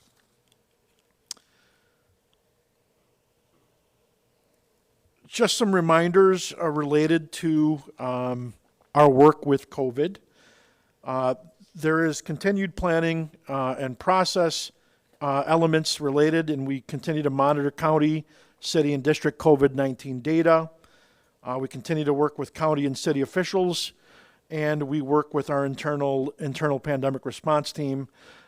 We've got several people on that team that work with other groups, including myself, our district nurse, and others. The district nurse collaborates with other nurses in the county health department on a weekly basis, and I also do the same thing with other county superintendents as well as the Waukesha County Health Department. Do want to clarify that our communication efforts, we do include all mitigation strategies, learning models, and school calendar, and that they are subject to change throughout as needed from the administration or through school board decision. I do want to clarify there have been many things that have gone back and forth, in the media, and I do get questions occasionally on will we change because some media outlet is mentioning something or not. I just want to let families know and remind them that should there be an update, we would certainly inform them of any changes as needed, but to not assume any changes based on independent media outlets and so on. Specific to masking, I do want to clarify that we are doing what the county and state are doing, and that's recommending masks. There is not currently a city, county, or state mask mandate. Now, I do recognize that last school year, for part of the time, there was a mask mandate that ended. As well as there are no other requirements for other mitigation strategies. I also want to point out that in my conversation with other Waukesha County superintendents, there is no other Waukesha County school district that is requiring masks in their schools at this time. Joe, can you repeat that? You said 0 Waukesha County schools are requiring masks? Correct. Okay. At this time. All right, thanks. Again, masks will remain, these are just reminders, will remain recommended versus required for all individuals in our buildings. We will, though, similar to what we are required to do, because there are certain requirements, we are required to have students wear masks while on buses, as well as our staff members when they're traveling in our district-provided transportation. Masks will be provided as necessary, though all students are encouraged to have one if riding the bus or any, when we refer to bus, it's any district-sponsored transportation. Contract tracing will continue. So for example, I did mention some of this, but just we added a few more details. We will have assigned seats, and that will continue to allow us to contact trace. We'll continue to contact families of students who are considered close contacts in school settings of individuals who test positive for COVID-19. Quarantining will continue to be recommended but not required for close contacts of someone who has COVID-19. And just another further point of clarification, household members of those who are COVID-19 positive and who are symptomatic are required to quarantine as well, similar to what we did at the end of last school year. And then again, those who test positive for COVID-19 or think they know they had or have COVID-19 are required to isolate per CDC guidelines. We will be moving forward with other mitigation strategies as shared with you at the last meeting. We will continue to encourage hand sanitizing, cleaning protocols will remain the same. We'll utilize bottle filling stations, not so much the drinking fountains. The secondary students are asked to remain outside the building until 7 a.m., leave at 3 p.m. if not in a school-sponsored activity or supervised activity. Of course, we'll continue to ask families to keep their children home when sick or displaying COVID-19 symptoms. We'll continue to ask families and staff to perform health self-checks, and we'll continue to share COVID-19 case quarantine data through daily dashboard on the website.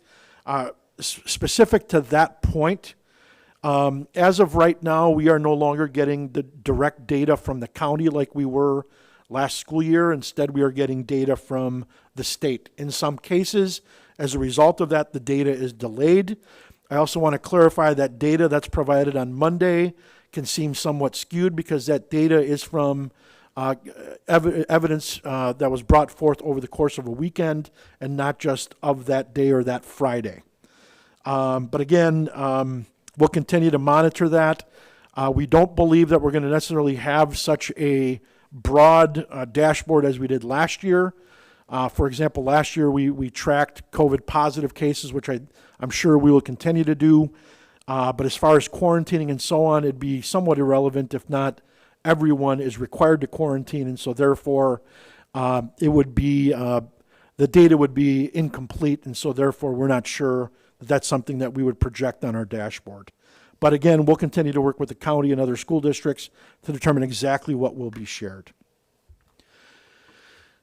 Virtual learning options, again, I did want to dig a little deeper, as was asked by the board, about what exactly, where are the numbers? But specifically, I want to talk about what other school districts are doing related to virtual learning options. Of those 19 respondents, which are either other Waukesha County schools or other comparable school districts, 6 school districts are not even offering a virtual option for their elementary grade level students. Of those, 4 districts are only offering to those who have health-related needs.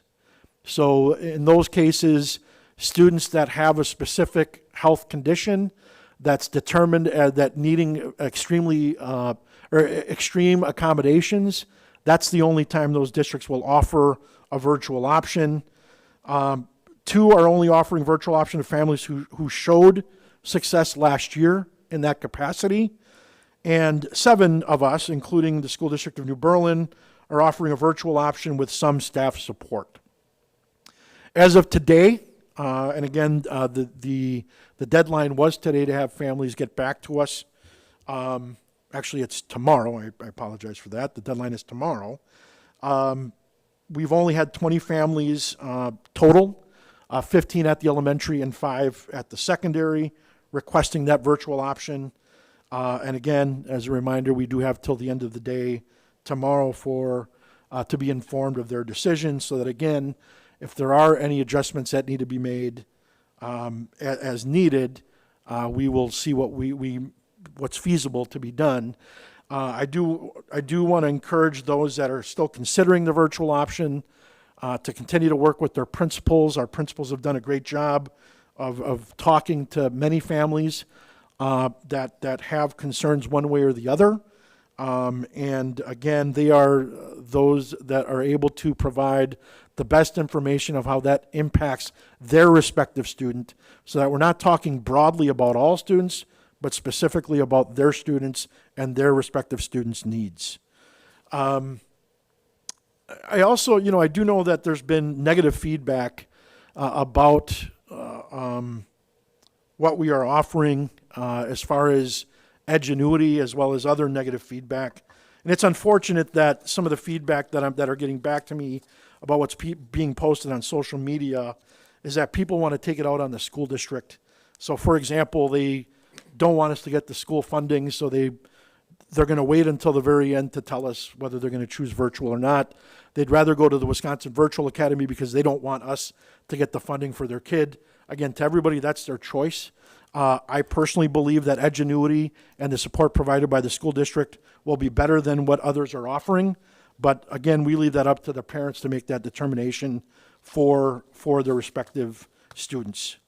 But meanwhile, one of the things that was shared with us, and that's been openly shared out on Facebook, is that there was an NBC News story that was done that criticized Edgenuity. You have to read the article, and I'm certainly happy to share that article with the board. But that article was based off of Edgenuity and the learning that occurred mainly immediately after we were shut down back in March of 2019. What I will tell you is that some districts did not do what we did. They instead went to Edgenuity. So instead of having the staff members, we prepared as best that we could with the not so timely closure of our schools. We did the best that we could. We made adjustments as needed, but some districts chose Edgenuity as their platform. Quite honestly, not all districts implemented Edgenuity well. So it's only as good as the tool, just like anything else. For example, textbooks. We share textbooks with MPS and other school districts. Just because we share that textbook doesn't mean that the outcome will be the same. And so it's a means to the end. It is not the end. And again, with Edgenuity, it was the same way. There were many frustrations and criticisms of virtual and distance learning at the onset of the pandemic related to school closures. We had a lot of the same things with our programming too. We learned from that and we moved forward. And, the platform is used best when combined with teacher support, and we will be providing that. And as of right now, those supports will be provided through Edgenuity. All of those teacher supports are provided by Wisconsin Certified Teacher Support to support the students' learning. We do expect a viable curriculum. We expect that these learning options, and I will say we've also utilized Edgenuity at the secondary level for several years. We've not heard of any complaint of utilization with Edgenuity, because again, it's only a means to the end, it is not the end. And that more than 200 public school districts in the country, utilize Edgenuity. And again, I'm not suggesting that all 200 districts will apply it the same way that we do, or that we'll monitor it as well as we will to ensure student success. But certainly, I do believe in our staff and that of Edgenuity, and working with them, that we will be able to be successful, or as successful as we can be as needed. Because again, in these cases too, it's also about the support that we can get from our families, if that's the option that they so choose for them. And then we will continue to review how Edgenuity will be used by families that choose it, and we will continue to support those families throughout the year. So again, that is, I've been asked by the board to bring back an update related to how many. We've provided that. And again, these were some of the big things that have at least come across my desk over the course of the last couple weeks since the last school board meeting. Any questions?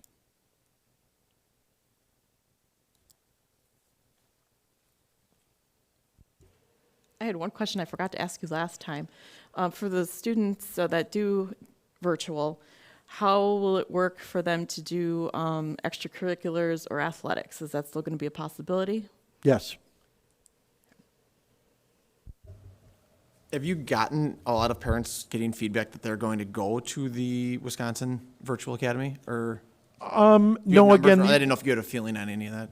No, again, this was relayed to me about a Facebook page that's out there that, I understand people are frustrated, but that, they were going to inform us last second that they're going to just not choose Edgenuity, and that's their choice, and that they don't want to give the school district the funds that go with their student, which, again, is somewhat disturbing to me, but understandable.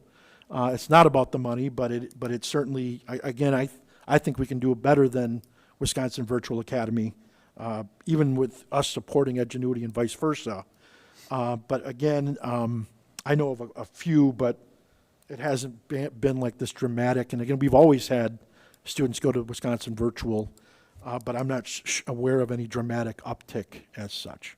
Because I received some negative feedback, as you saw too, with the Edgenuity option, but I'm shocked that there's only 20 people. I felt like there was a lot of noise for that, of people that were very upset with that, and I thought there would have been a lot more than 20. But is that part of the reason why we can't do a teacher-run classroom for that? Because obviously that would be one classroom across grades 6, or 1 through 6 probably, right? Or K through 6.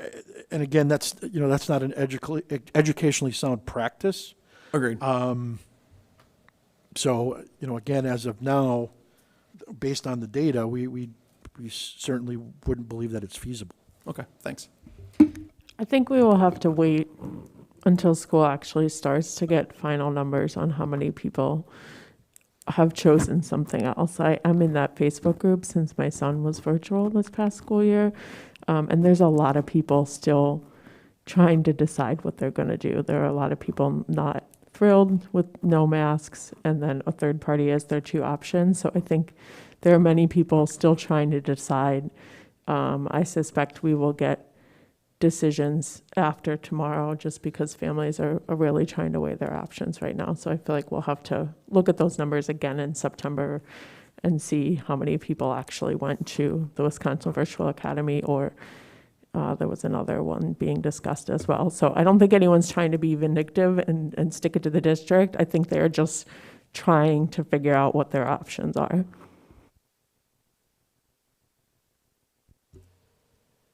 Kristlyn, did you have anything? I just wanted to make sure you had an opportunity. Thanks, Janet. I appreciate that. I guess the only question I had was regarding masking. And I know, Joe, you indicated that we're going to align ourselves with the county and have continued to do that. And I guess I didn't remember that Waukesha County had ever mandated any masks. Is that right? The governor required masks, not the county. Right. Yeah, but it wasn't the county that ever did it, I Correct. believe. Correct. Okay. Okay, yes, that's all I've got. Thank you. Any other questions? I do have another update that the board had requested that we provide measurable goals, just so that everyone's aware.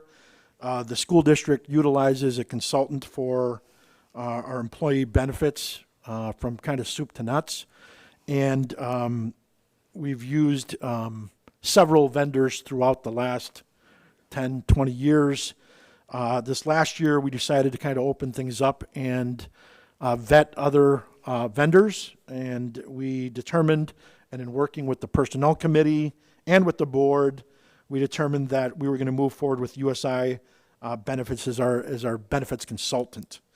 I would ask, like Patrick, since he is working directly with USI about these goals, and at least for the next 12 months, which we are currently, we've entered into an agreement with them, and we've moved away from Hub International as our previous vendor.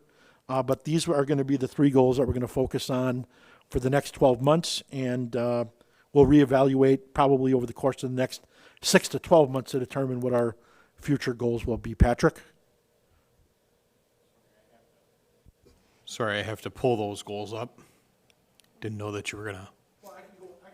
Started until Patrick does. But, essentially the 3 goals are to develop a clear communication strategy to support employee understanding of our district benefits plan. I think one of the things that that we all know is benefits are complicated, especially when it's a consumer-driven plan. Because when it's consumer-driven, that's a good thing, because we don't want to have just a blanket benefits for our staff where you have the haves and the have-nots based on that comprehensive plan. You want some sort of customization. That's what the consumer-driven options do. And so when you have a consumer-driven program or comprehensive plan, then what you have is, well, what benefits Janet versus what would benefit Kate? As far as, single, where are they in life? Do they, are they healthy? Do they have, long-term medical issues? And so each of our different plans is going to be different for each individual. So clearly communicating that is going to be something that is one of our goals. And again, we believe that USI is going to be able to help us with that, with their team, their resources.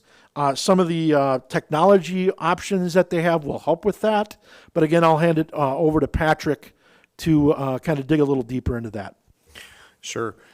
Given the complexity of our plan, it just, as Joe said, it becomes very, very important for us to be able to communicate clearly to our members, to our employees, the differences between those plans. It's not that our previous consultants didn't have communication plans in place. What we're finding with USI is they bring more communication platforms to the table that will allow us to essentially communicate with employees on a level that they like to communicate in. So it's going to be utilizing apps, utilizing printed word, utilizing You know, whether it's an email or it's a link or it's a video, they have a lot of tools at their disposal. So that's one of our goals for this next year is to sort of find out or develop a strategy to utilize those tools that USI has at its disposal for our benefit. Joe, do you want me to continue to go through the other two now that I've got them up? Thanks. The second goal is create clear coordination of services between plans and some of the contracted services. One of the things that we've done over the last few years is we've done some direct contracting, for example, with ATI Physical Therapy, or it used to be Paladina Health, and now it's Everside Near-Site Clinic. Those are great plans, and they're definitely plans that can save the district money and bring greater benefits to our employees. But what's really important is to make sure that while we have all of these plans, that those plans are all coordinating their services. If those services aren't coordinated well, we're not going to get the full benefit from having those contracted services. And so again, I believe that USI brings great tools to the table that are going to help us sort of, first of all, dissect all of the plans and contracted services, and then make sure that they're all coordinated in their efforts. And finally, to design an analytic reporting that provides the district with the information necessary to not only guide our future benefit recommendations, but budget building for the future. And again, our previous consultant did have some analytics, but what we're looking for are more customization in our analytics. And again, this was something that we reviewed very carefully with the consultants that we were interviewing, and we feel that USI has the broadest analytic tools that we can use, and they will meet with us as much as they need to in order to help us take the analytics that they produce and put them into a platform that we want. The other thing that I feel we get from USI is, talking to some of the other districts that use them. Sometimes when you're working with different providers, they can be a little, shall I say, difficult in providing the information needed in order to provide good analytics for a district like us to be able to drive our decision making. USI, we feel, brings a great balance between a collegial working environment and, for lack of a better term, a little bit of bulldog that's going to help us make sure that we can get the information from all the carriers to feed into our analytics, to feed us the information that we need to make decisions going forward. What we would like to do is, just because, and again, maybe Ron and Kate can fight over this, but we would plan on actually reporting back to the Personnel Committee.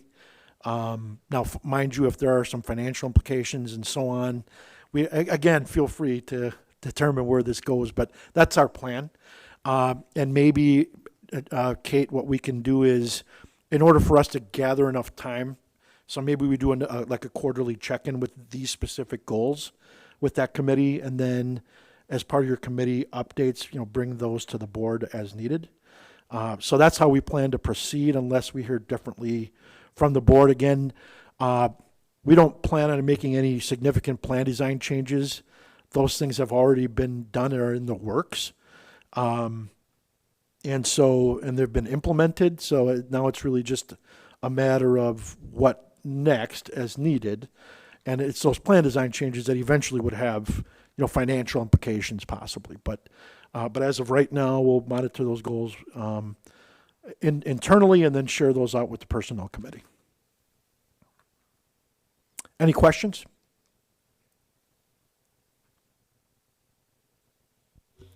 If you overheard our discussion on goals, we talked about doing an employee benefit survey. And I don't know if this advisor has brought it up with you, if that's something they do, because I know sometimes advisors do that. So that was one of our goals. We would like to look into seeing if they can conduct an employee benefit survey. Now, do you mean internal or external, or both? So, for example, are you looking for comparable data from other school Oh, districts? no, we meant feedback from staff Got who it. are using the benefits, like what, their feedback on how they feel about the benefits. Sure. Because that can help drive the communication. Sure. Because sometimes there's a lot of miscommunication, and you'll get feedback, and we're like, well, wait, they don't understand the plan. So Sure. that helps communicate better. Sounds good. Janet, I can speak to that. That is one of the things that we are having USI develop, is to survey the people that are using the benefits, and even survey the people that are choosing not to use our benefits to find out why. And again, I feel it's sometimes it's better when you have your third-party vendor that's asking those survey questions. You find that you'll glean more honest information than if all of those surveys are done internally.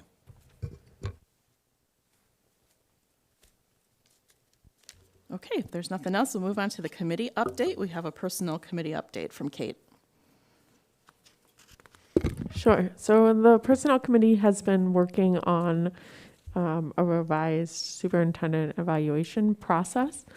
So attached in board docs is kind of the recommendations and the proposed plan that we put together. So I don't know how much of this you want me to go through. Maybe just highlight like some of the stuff on the summary page. Yeah, highlight it so we can give everybody an idea of what's been going on and Sure. get any of their feedback. So in regards to the rating scale, we currently have a 4-point scale, which forced us to use decimals to try and find a middle ground. So we were proposing using a 5-point scale. We had proposed 0 through 4 to kind of align a little bit with the grading system that we use for our students. But obviously we are open to using a 1 through 5 if that makes things easier for people. The schedule that we were looking at, we wanted to make some adjustments to the timing. We really wanted to add a self-evaluation component for Joe. So we were looking to have that take place annually in October. And then moving the board evaluation up to November so that we weren't doing it in December. It gets a little trickier with having only one meeting in December. So the board would still do the evaluation form, although we're hoping that the new form can be set up as a Google Doc that'll allow us to collect data a little bit easier and then also kind of calculate the results and review them a little bit easier as well. So I have some notes in here kind of about how the president would compile those results, making sure that the ratings and comments were anonymous, but that we could actually view them all. We talked about the weighting of the section. So the 70% of the review would be based on superintendent's goals for the year, with 30% based on some core competencies. And then I just put notes about how that would be calculated. So then with the goal being to review the results together as a board in the beginning of November, and then making sure that we finalize by the beginning of December, including the new goals for the following year.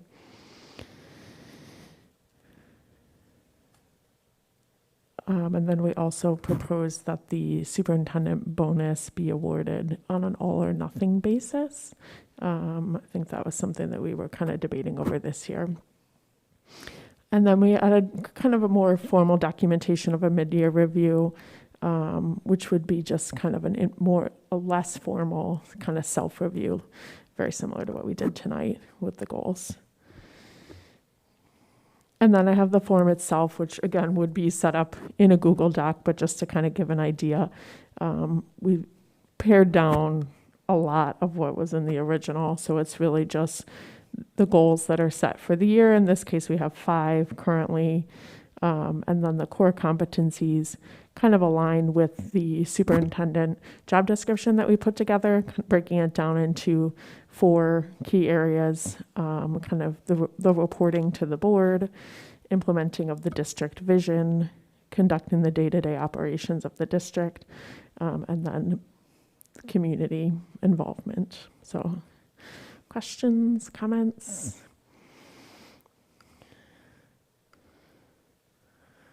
I think we were going to actually vote or to approve this at a future meeting, right? Yeah, I think we were going to put it on a first read at the next meeting. So we do have another personnel committee meeting on August 30th. So if there are questions or comments, if you want to send them to me before then, we can discuss in further depth before we do the official vote.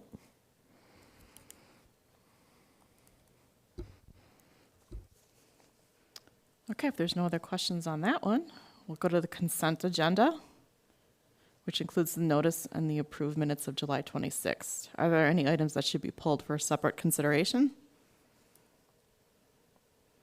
Since there's none, do I have a motion for the consent agenda? So moved. Second. I have a motion by Mr. Helmer and a second by Mr. Kurth to approve the consent agenda as presented. Any discussion? Hearing none, all those in, actually, we'll do a roll since we have Crystalline on the phone. Hearing none, please call the roll. Mr. Helmer, Yes. Mr. Kurth. Yes. Ms. Crosby, Yes. Ms. Scholes, Yes. Mr. Seidel, Yes. Ms. Unger, Yes. Ms. Wondercheck. Yes. Okay, motion passes. On to the regular agenda. First item on the regular agenda is to discuss, approve policy 2240, controversial issues in the classroom. Do I have a motion? I move to approve policy 2240 as written. Second. I have a motion by Mr. Helmer and a second by Mr. Seidel. Any discussion? Yes, I would like to just clarify that the board has determined a plan to revise their policies. We put together a proposed plan to the board. I do want to clarify further that we are already, because of what we've experienced over the course of the last several months on first reads, approvals, that we're going to hit pause briefly, just kind of gather ourselves.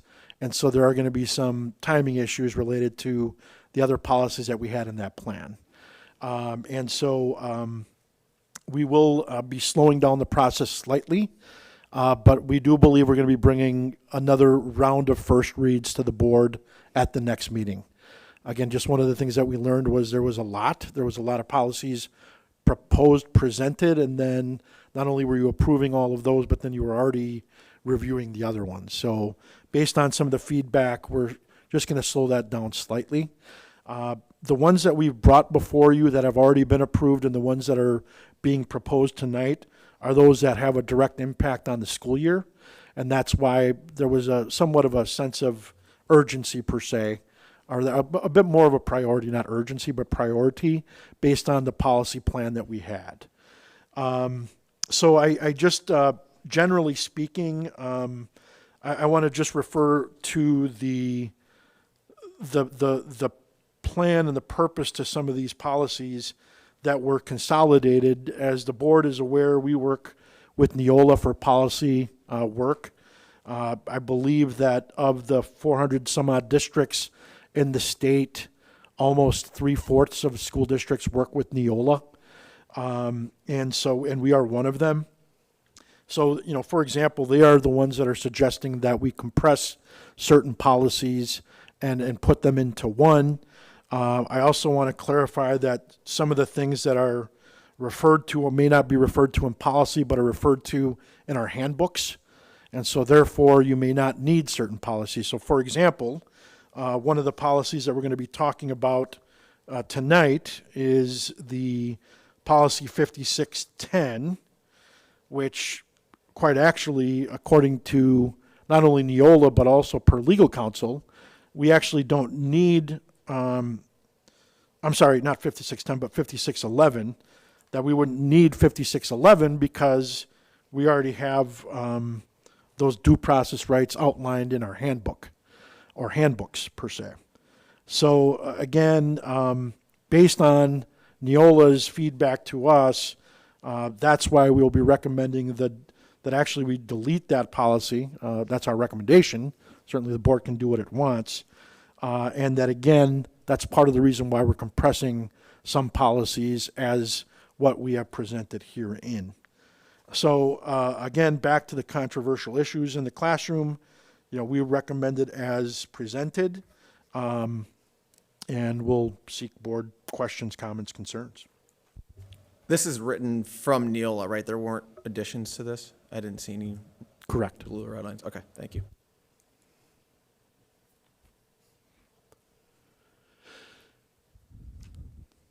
Any other discussion? At the end of the policy, it says, superintendent or designee shall develop administrative guidelines for dealing with controversial issues. Is that something that we have currently? I feel like that language is very similar to what we just approved in the entrance age. So I'm not disputing that. I'm just curious, is there an administrative guideline on how you would deal with controversial issues? And is that something you can share with the board? Yes, we can do that. So we have practices in place or guidelines in place. Certainly we've dealt with these types of issues in the past. And again, I do want to clarify, I know that there was discussion during privilege of the floor. This policy does define what a controversial issue is. It also does, there will be controversial issues discussed in our classrooms. It's just a matter of how they will be approached. And it clarifies, just like we've tried doing, and as has been our practice, that we not allow ourselves or us as educators to impose our opinion on our students. That's really for students to determine where they may be without the influence of us as educators in that determination. And so, but again, if that's the case, which again, we have addressed personnel issues in the past where it's been brought to our attention that opinions were imposed, and we've dealt with that accordingly. But again, it's really just a matter of we were waiting for the board to approve this so that we could determine exactly what the guidelines should be based on our previous practice, as well as now the specifics that are outlined herein.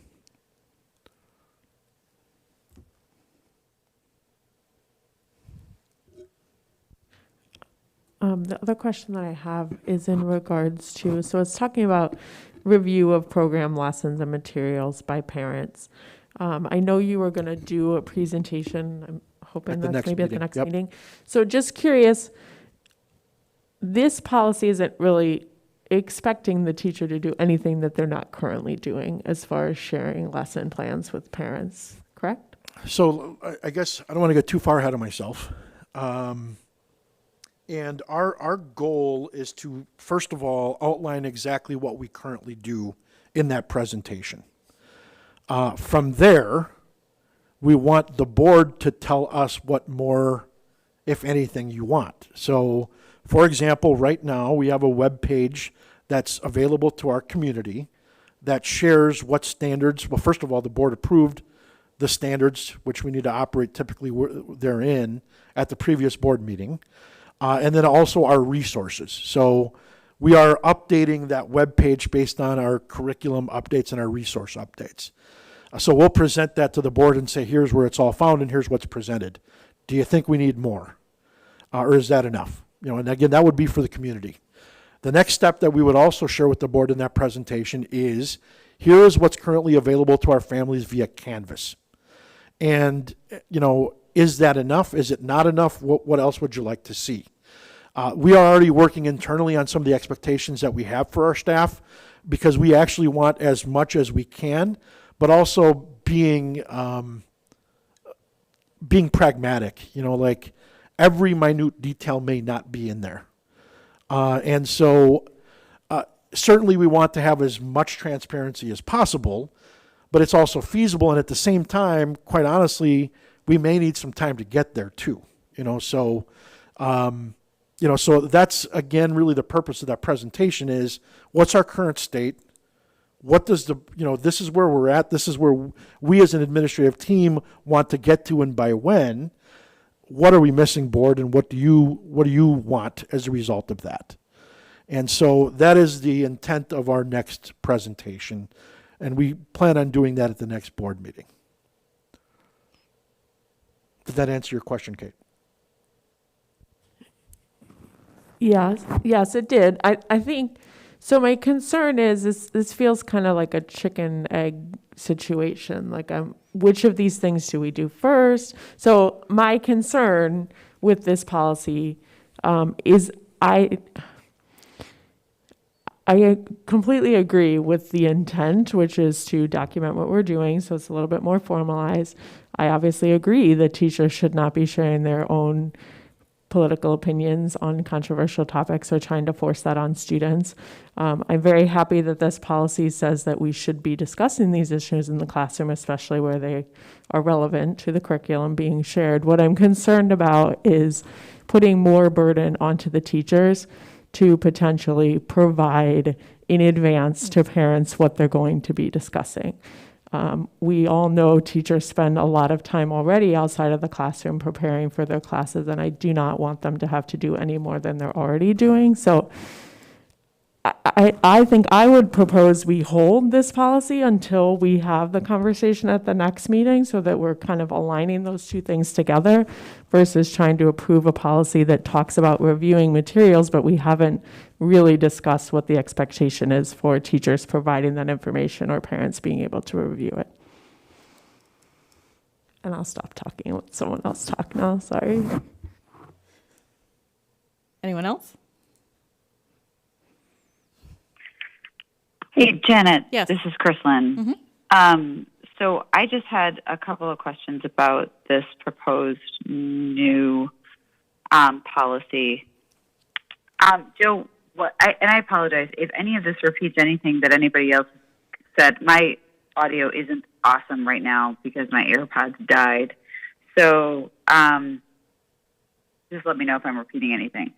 So was this policy 2240, was this discussed or presented to teachers, and did we get any and gather any teacher feedback on this policy?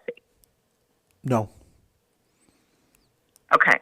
I think that would be important. Yeah, and again, because I think that, what's that? Sorry, just to clarify, of all the policies that we brought forth, we've not sought feedback from staff. Okay. And I think that as a school board member who's, got to vote on dictating policy to, this is real, like, on-the-ground stuff where teachers have to abide by these things. And when in reviewing the language of this policy, more often than not, I think Neola policies are really good. I think this one's a little bit problematic. Right in the second paragraph where it says that a controversial issue is a topic on which opposing points of view have been promulgated by responsible opinion. I don't know what responsible opinion is, and I don't think any of the rest of us do either. I think that's problematic language. And I also think, I totally agree with one of the messages of this policy is to enforce what we already do, Joe, which is what you said, in that we don't want our staff to be promulgating their own personal views in the classroom, and I think that's reasonable.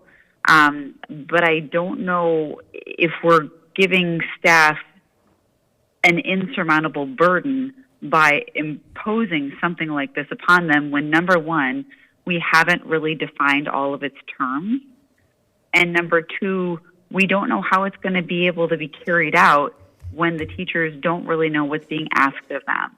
So I just don't think it's very practical as it is written. I think that the idea is okay, but I think that it's problematic in the lacking of the definitions in that policy.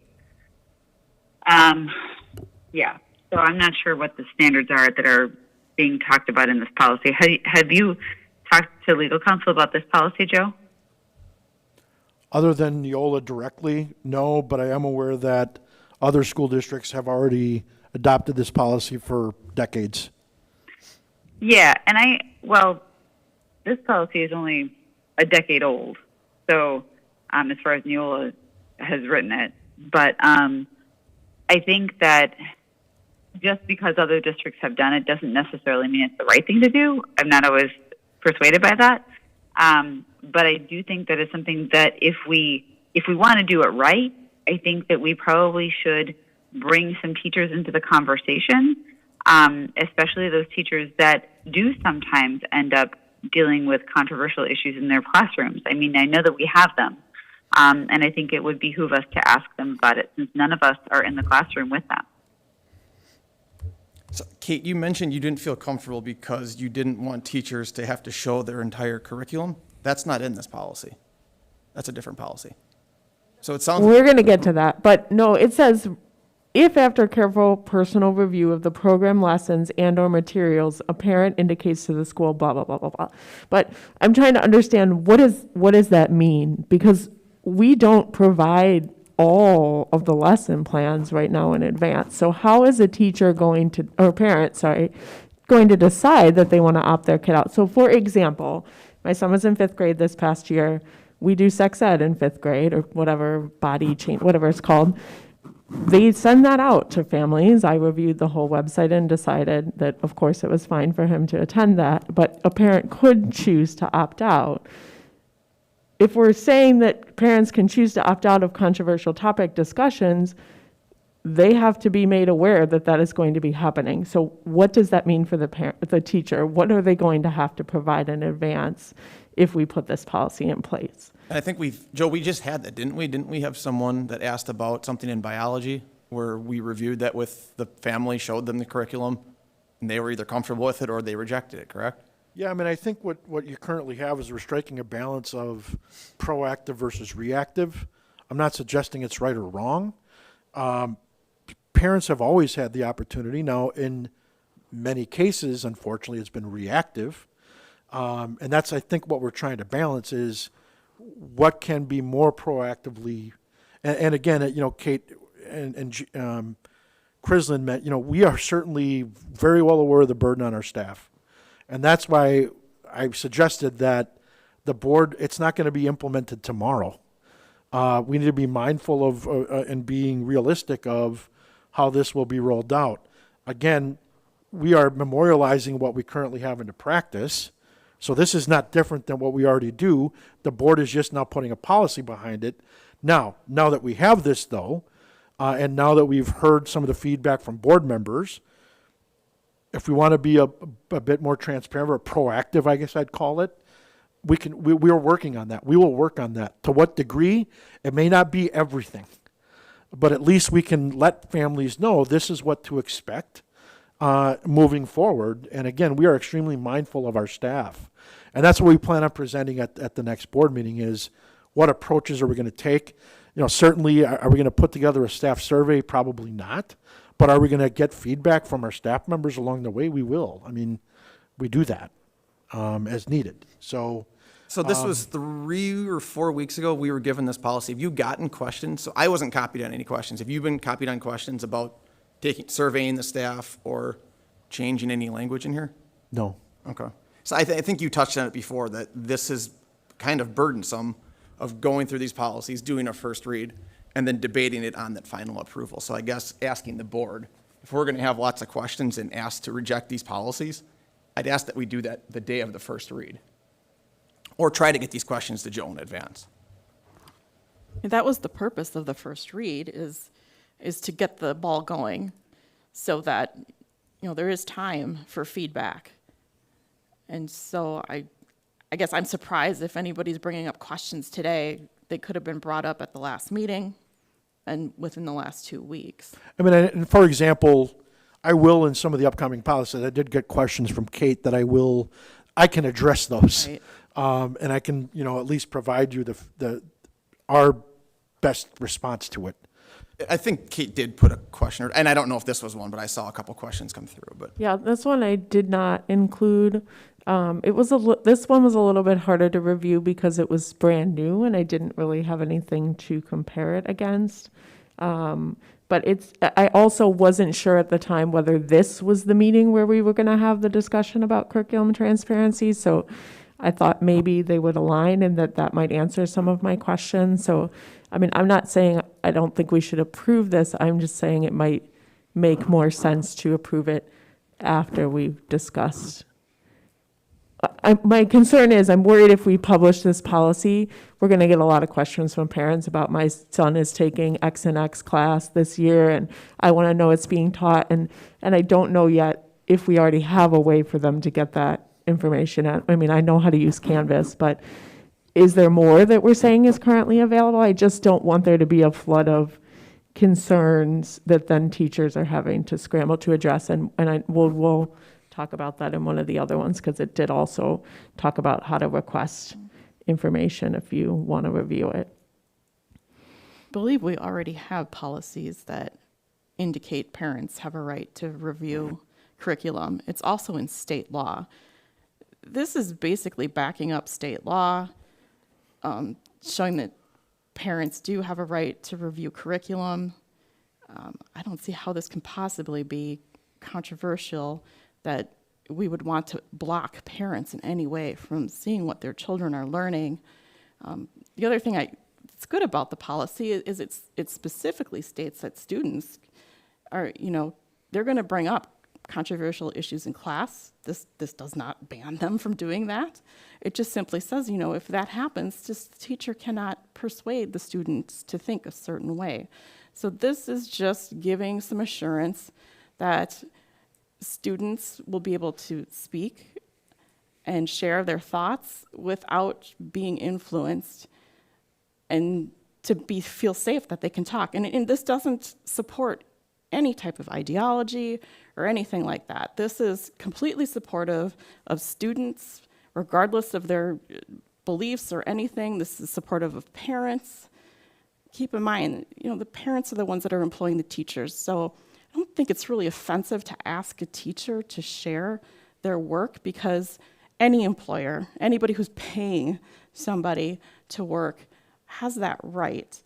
I don't want to burden teachers. That's why, that's something we're going to talk about, that we can do that the best way possible.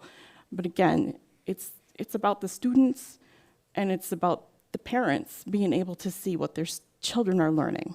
And that really is something that we're here for. That's what the board is for. We're here to represent the parents and the taxpayers. So I'm very in favor of this. I think this is something good that we should pass.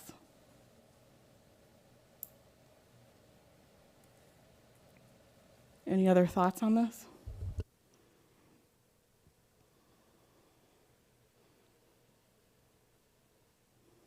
Seems pretty straightforward. Do we ready to vote? Yes. Diana, if you want to call the roll. Mr. Helmer, Yes. Mr. Seidel, Yes. Ms. Crosby, Yes. Mr. Kurth, Yes. Ms. Scholes, Yes. Ms. Unger, I guess no. Ms. Wondercheck, No. Motion passes. Next policy is discuss approve policy 5500, Student Code of School Conduct. Oh, do I have a motion? Second. I have a motion by Mr. Kurth and a second by Mr. Helmer. Any discussion? Once again, this is straight from Neola, correct? Everything in here is, we didn't change anything on the Neola policy. Well, that's the school from, yeah. Yeah. Grammatical. Yes.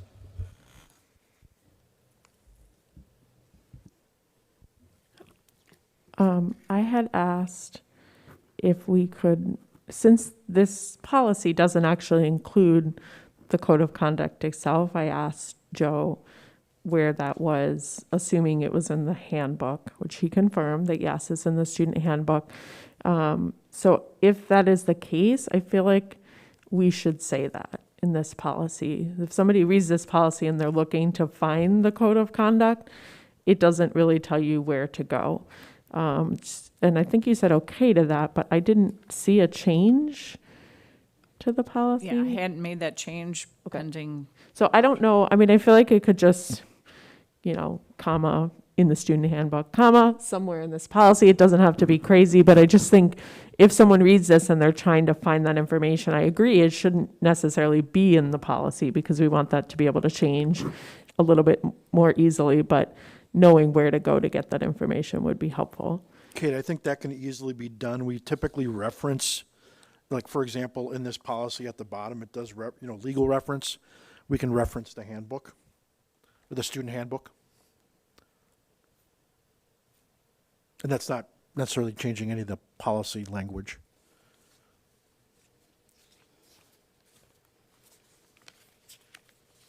And the only other question I had was on the wording of the title of the policy 8462.01, which you did change. So thank you for that. And Neola actually had them both ways. It was an error on their part, so. And just for clarification, Kate brought up a good point, and it got me thinking, why can't this just be in the handbook? Why do we even have a policy on this? Is that needed? Recommended by Neola. Okay.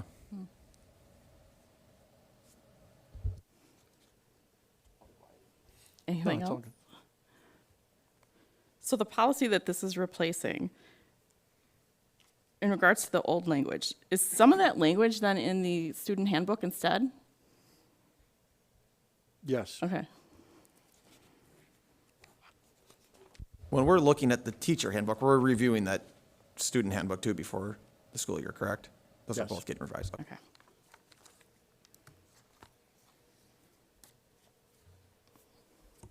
All right, if there's no other discussion, we'll put this to a vote. If you could call the roll? Mr. Kurth? Yes. Mr. Helmer? Yes. Ms. Crosby? Yes. Ms. Schulz? Yes. Mr. Seidel? Yes. Ms. Unger? Yes. Ms. Wondercheck?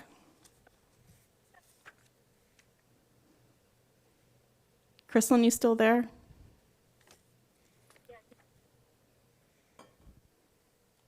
Hello? Janet, did you not hear me? Oh, I'm sorry, I couldn't hear you. You ready to Okay. vote? Yes, I said yes. Okay, thank you. Motion you. passes. Discuss approve policy 5610, suspension and expulsion. Oh, I'm sorry. I have a motion. So I have a so moved, and I have a motion by Mr. Kurth and a second by Mr. Helmer. Discussion? Yeah. No discussion? So I had two questions on this one. The first one, the original policy had a reference to the non-discrimination policy. It said something like, all disciplinary actions, including suspensions and expulsions, will comply with the school district non-discrimination policy. That reference is not in this one, so I would like to see that remain. And then I asked about whether the procedures outlined in this policy match what we were currently doing, and Joe said yes. So I'm good with that, but I think we should put the reference back to the non-discrimination policy. And again, Kate, would that be suffice if we added it at the bottom?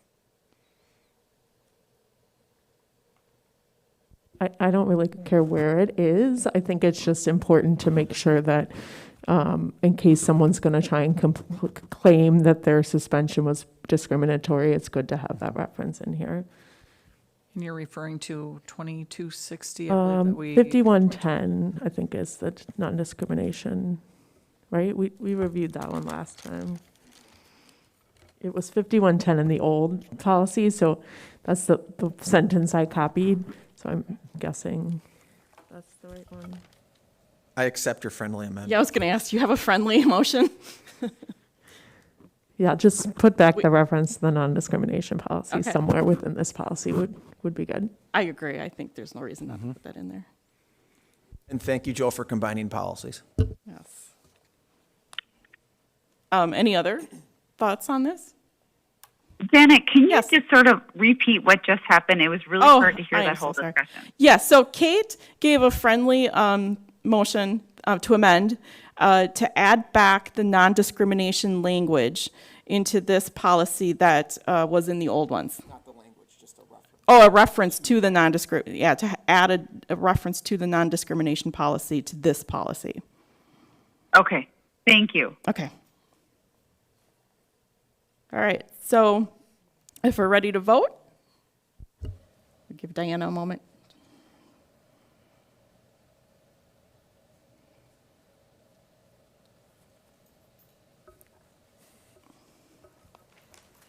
Are you ready? Can you take the roll, please? Shuffling papers here. Okay, Yeah. so Mr. Kurth. Yes. Mr. Helmer. Yes. Ms. Crosby. Yes. Ms. Schulz. Yes. Mr. Seidel. Yes. Ms. Unger. Yes. Ms. Wondercheck. Yes. Okay, motion passes. Discuss, approve policy 5611, due process rights. Motion? So moved. Second. I have a motion by Mr. Kurth and a second by Mr. Helmer. I want to mention that I did contact our board attorney. We had about a 10-minute call, so hopefully it wasn't too expensive. So I did ask her about this because this was something, and Crystal, actually you brought this up in a couple meetings ago as well in regards to due process. So there was the code of conduct for athletics and activities. There was a section removed about due process rights. So I asked her to refresh my memory why that was done, why she advised us to do that. And she said it was because it was just a definition of what due process was, and it didn't actually belong in the athletics and activities code, and that what was important was the actual procedures of due process, which is what was kept in that. And so she said that we really don't need this standalone policy as long as our suspension and expulsion policy does lay out the procedures, the due process procedures that are to take place before a suspension or expulsion would happen. So I just wanted to let you know that before we just start any discussion to see what you want to do with this policy. Yes, so the only other thing I would add is actually, I'm not sure that we will actually need the motions because we're going to be recommending that no action be taken. Oh, okay. This policy didn't exist prior to. We were adding it because Neola, had it. But again, if it's, as long as it's included in the student expulsion policy, then we don't need it. So I would ask that the motions be withdrawn. That would be our recommendation, and no action is needed, but the board can determine what it would like to do. I second withdrawing my motion. Okay, motion is withdrawn. We'll go on to discuss approved policy 5780, student parent rights. Just a point of order, Yes, should we sir. remove that from our agenda, since we're not taking any action on it? Remove it from the agenda? Yeah, the discuss and approve policy, there was really no action taken on that because we're just saying, so. I think it still has to be there for people to look back at to see what happened. You don't have to vote for it. Yeah, because, yeah, we don't have to vote for it, that's right. Because it's, discussed it. yeah, it's discuss and or But approve. without action on it, it's gonna stay on the agenda. Because we I discussed motion to it. cancel. Oh, to cancel the motion? That's not an action, that's No, not. I'll do this. Okay. I'll make a motion to remove discussion and policy 5611, due process and rights from the agenda. Second. Okay, I have a motion by Mr. Seidel, and I'll give the second to Mr. Kurth. I'm assuming there's no discussion on this, so let's go straight to vote. Trying to decipher my notes here. Okay. Sure. Mr. Seidel. Yes. Mr. Kurth. Yes. Ms. Crosby. Yes. Mr. Helmer. Yes. Ms. Schulz. Yes. Ms. Unger. Yes. Ms. Wondercheck. Yes. Sorry. We heard you, thank you.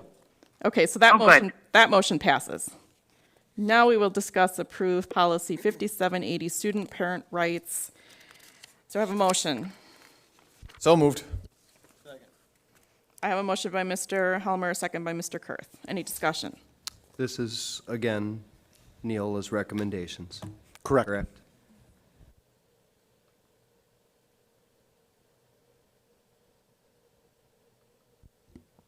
I have a couple questions. Go ahead.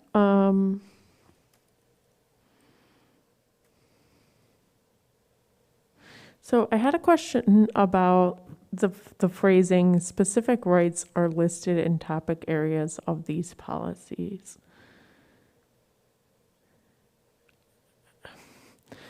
Joe, you did answer and I'm still not sure, like, what policies is it talking about? So it says parents have rights in the school system to know about their students' educational experience.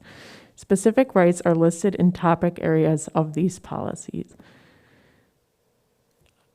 One example Yes, is please. controversial issues. Okay.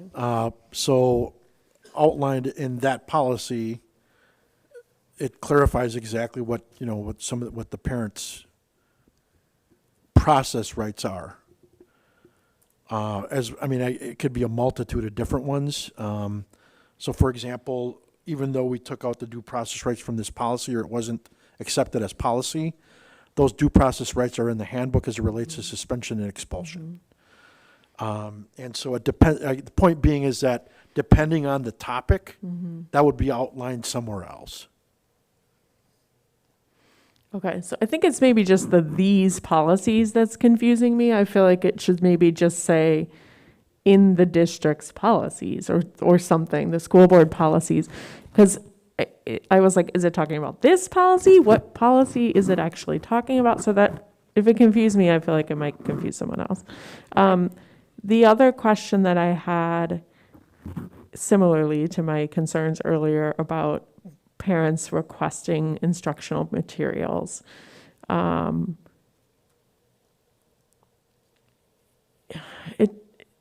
It says that they have the right to inspect it, but it doesn't really say anything about how you would go about getting it if you wanted to review.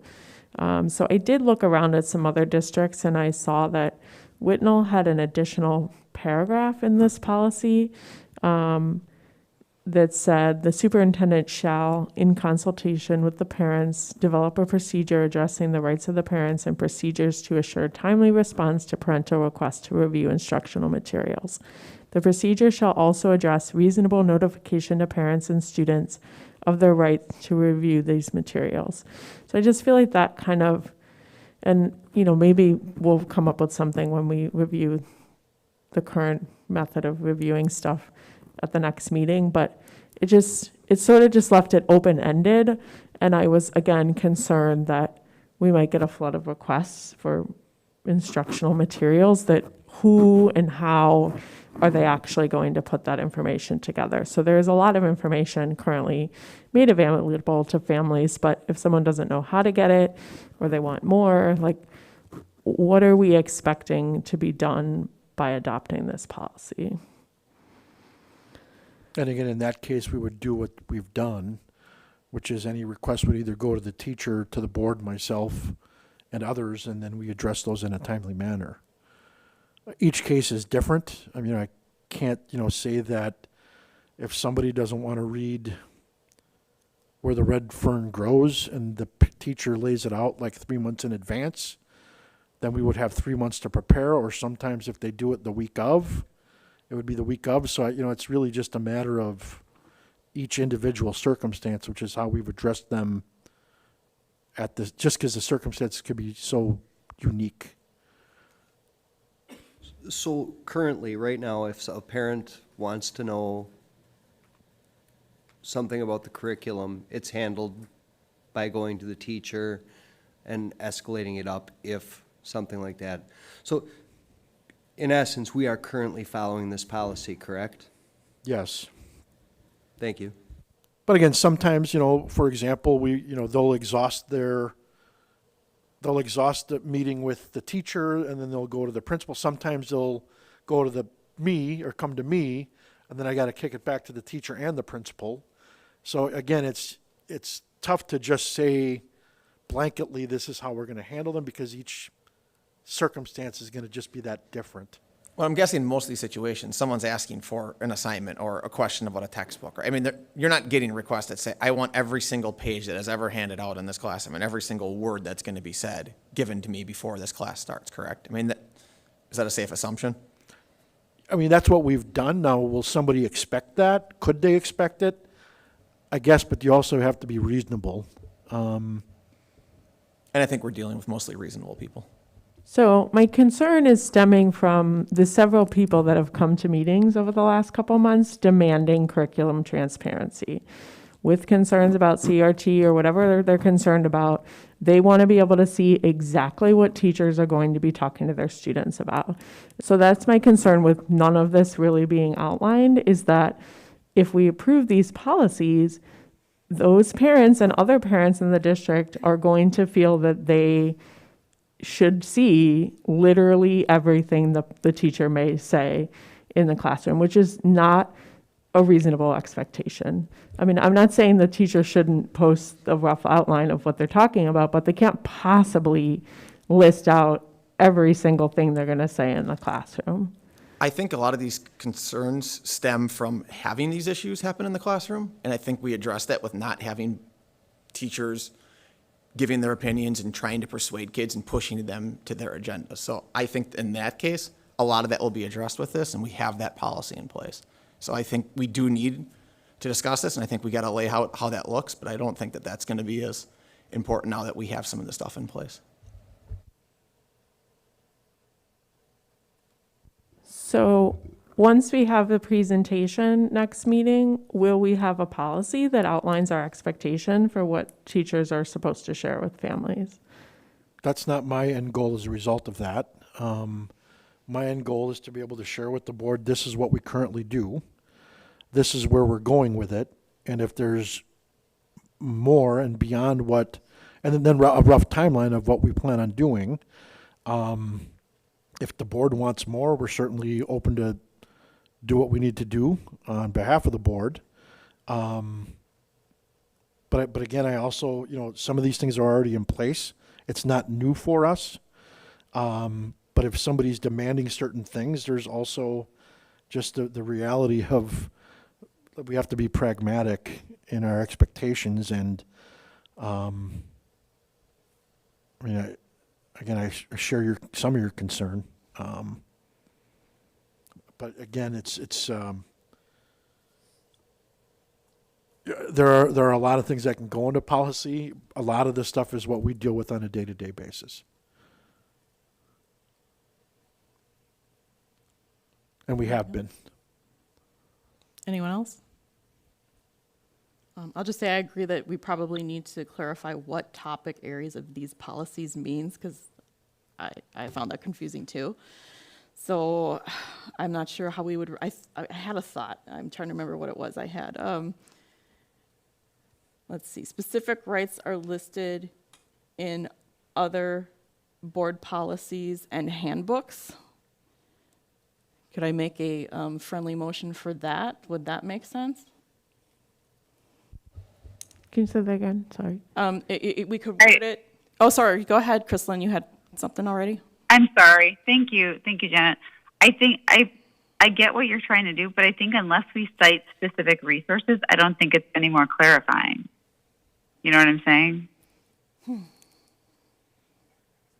I mean, I think that's the board's if the board agrees to that operational definition, that's how we're going to interpret it as we. Yeah, because each policy has things listed out in there. So the whole point is to direct people who are reading this policy to look at all the other policies to see where other specific rights are listed. I think that one of the things, I probably had a couple thoughts on this policy. The first one was, in this draft Neola policy 5780, we refer to student and parent rights. I think we also have to consider the fact that we have people who are guardians to children in our district that are not necessarily parents, and I think that that's a semantic issue that probably should be addressed. I also think that if this supplants policy 5131.1, we're losing a lot of good guidance in that 5131.1 policy. That's a policy which I think, is not a Neola policy. It's our policy, but it's one that I think more in a meaningful way lays out not just the rights, but the responsibilities of students, parents, and guardians, even though it doesn't say guardians in that one either. I worry that if we use, I think that there are some useful things in this 5780 policy, but I don't think that it's well defined what teachers are supposed to do. And again, if we're setting up an unascertainable standard for teachers, then we're just setting them up to fail. And we're setting it up to be more difficult. And we're going to impact our retention as a result if teachers feel that the burden is too much to them. This is a balancing act we have to constantly revisit, because I want parents to know what's going on in their kids' classrooms. I think that's a reasonable expectation.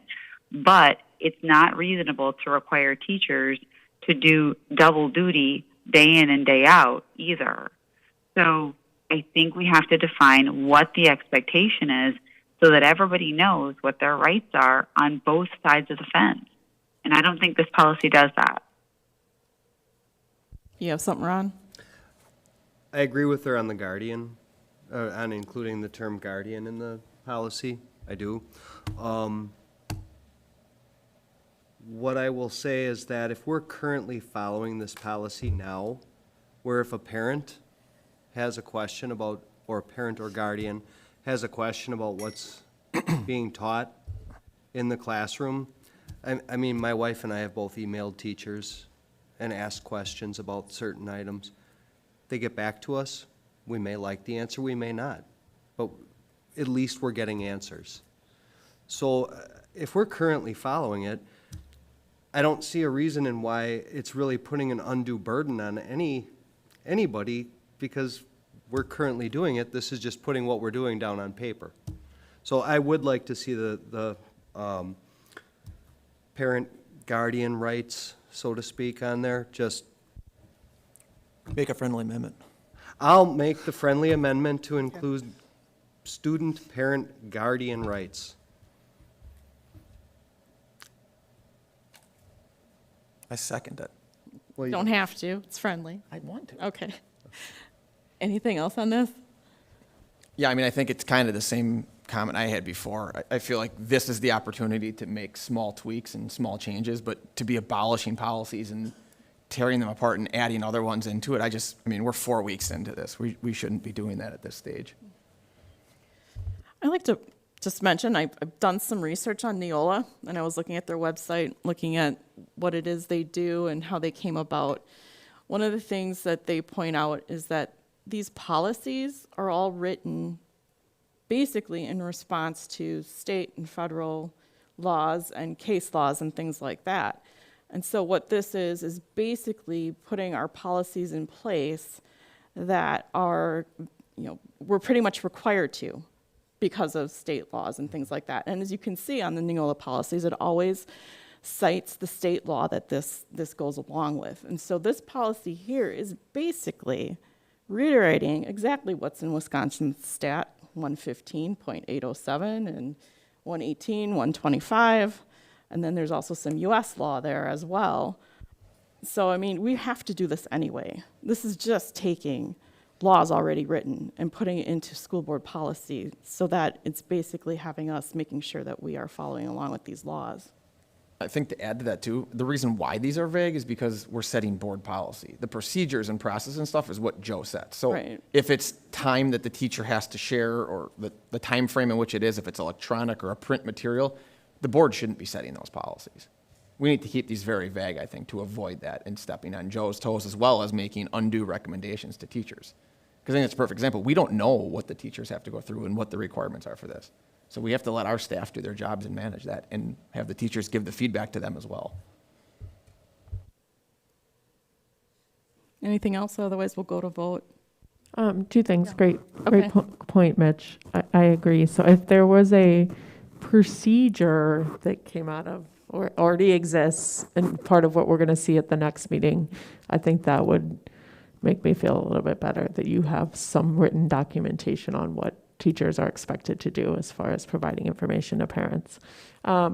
Just back to these policies, do we want friendly amendment to just maybe change that to say specific rights are listed in topic areas of other board policies? But they're also possibly in handbooks. Is that right, Jeff? Correct. Jeff, sorry. Yes. Yeah.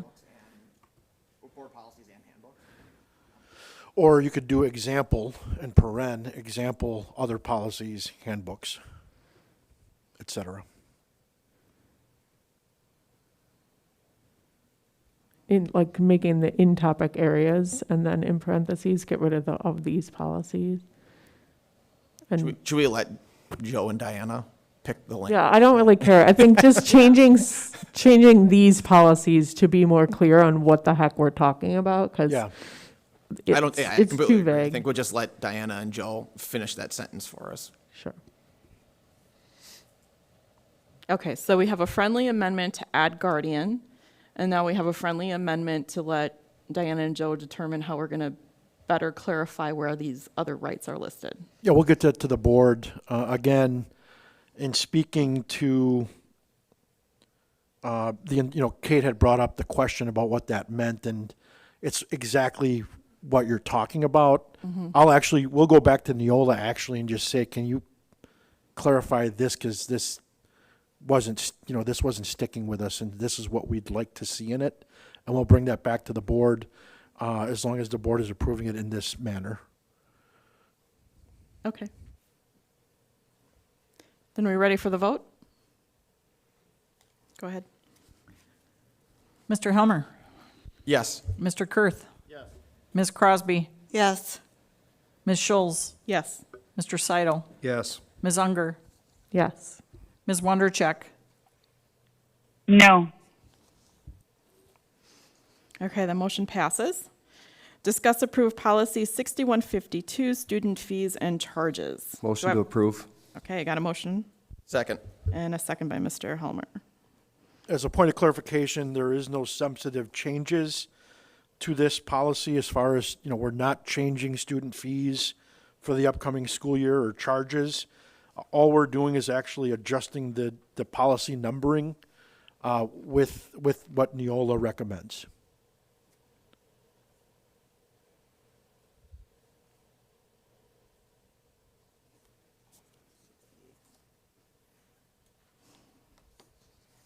So any discussion on this at all so why aren't we using a Neola policy on this one, actually? We're just changing the numbering, but not actually using any wording from Neola?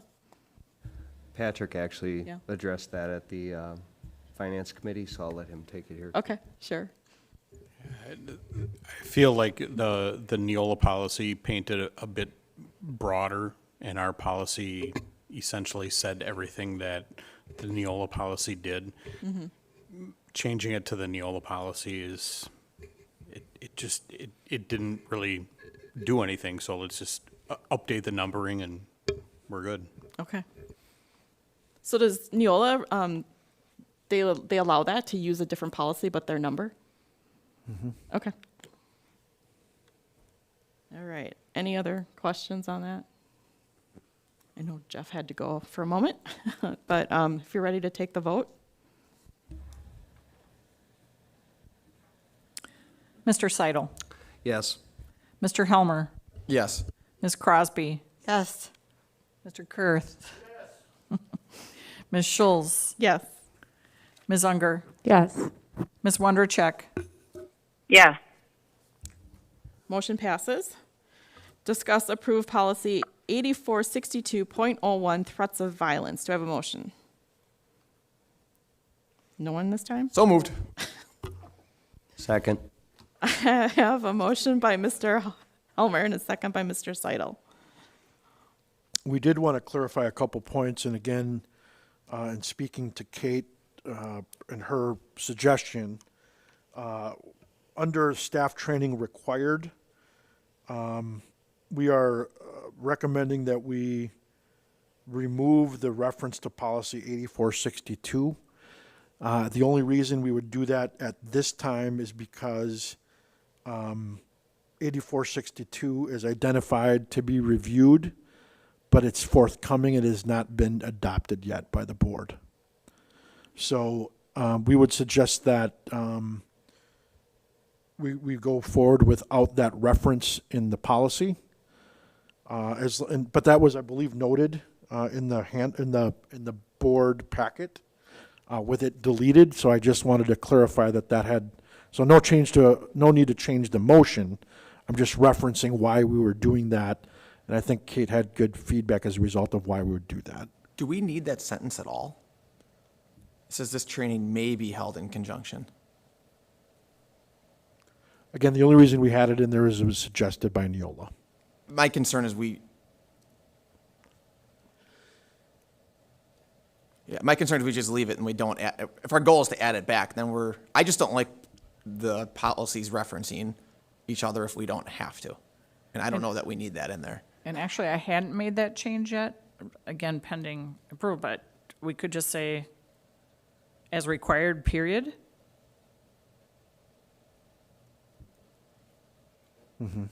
That's what I thought you meant, yeah, to just end it there.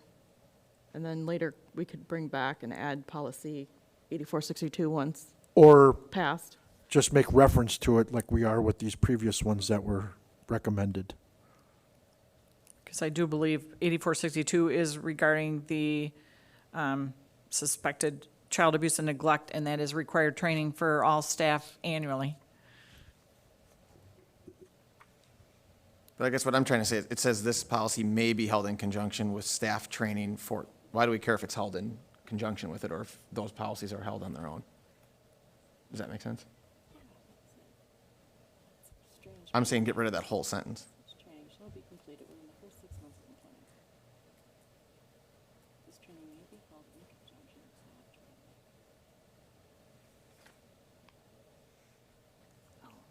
Yeah, the whole sentence. Do we need the rest of that in there?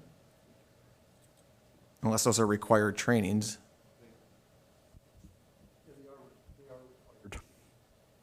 It's just saying that the trainings Conjunction with. would be held in conjunction with staff training for that specifically. Okay. For us, we could, I mean, it doesn't matter to us. It means the same thing. Okay. Yeah, me too. I'm just trying to simplify it. But yeah, if we can just get rid of in policy then entirely and just put as required.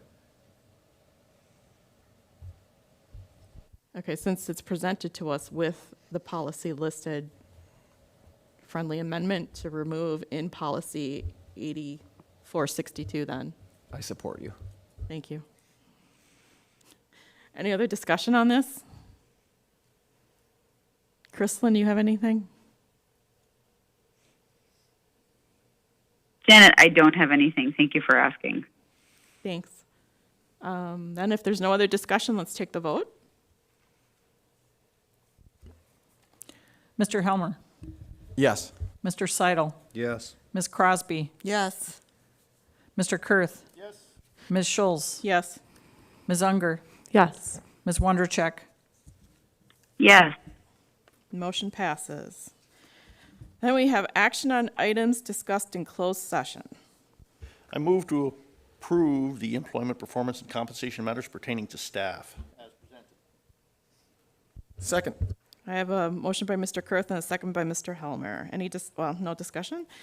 That was in closed session, so please take the vote. Mr. Kurth. Yes. Mr. Helmer, Yes. Ms. Crosby. Ms. Schulz. Yes. Mr. Seidel, Yes. Ms. Unger, Yes. Ms. Wondercheck. Yes. Motion passes. Future meetings and dates. Board meetings are generally held the second and fourth Mondays, beginning at 7 o'clock p.m. in the Eisenhower Commons, unless noted otherwise. Our next meeting is August 23rd. There is a 5:45 Finance Committee meeting. August 30th, there is a 4 o'clock Personnel Committee. At this time, it's going to be held virtual. And then there's September 13th is another school board meeting. And another important event date to remember is September 27th is our district budget hearing and annual meeting, 7 o'clock p.m. in the Eisenhower Commons.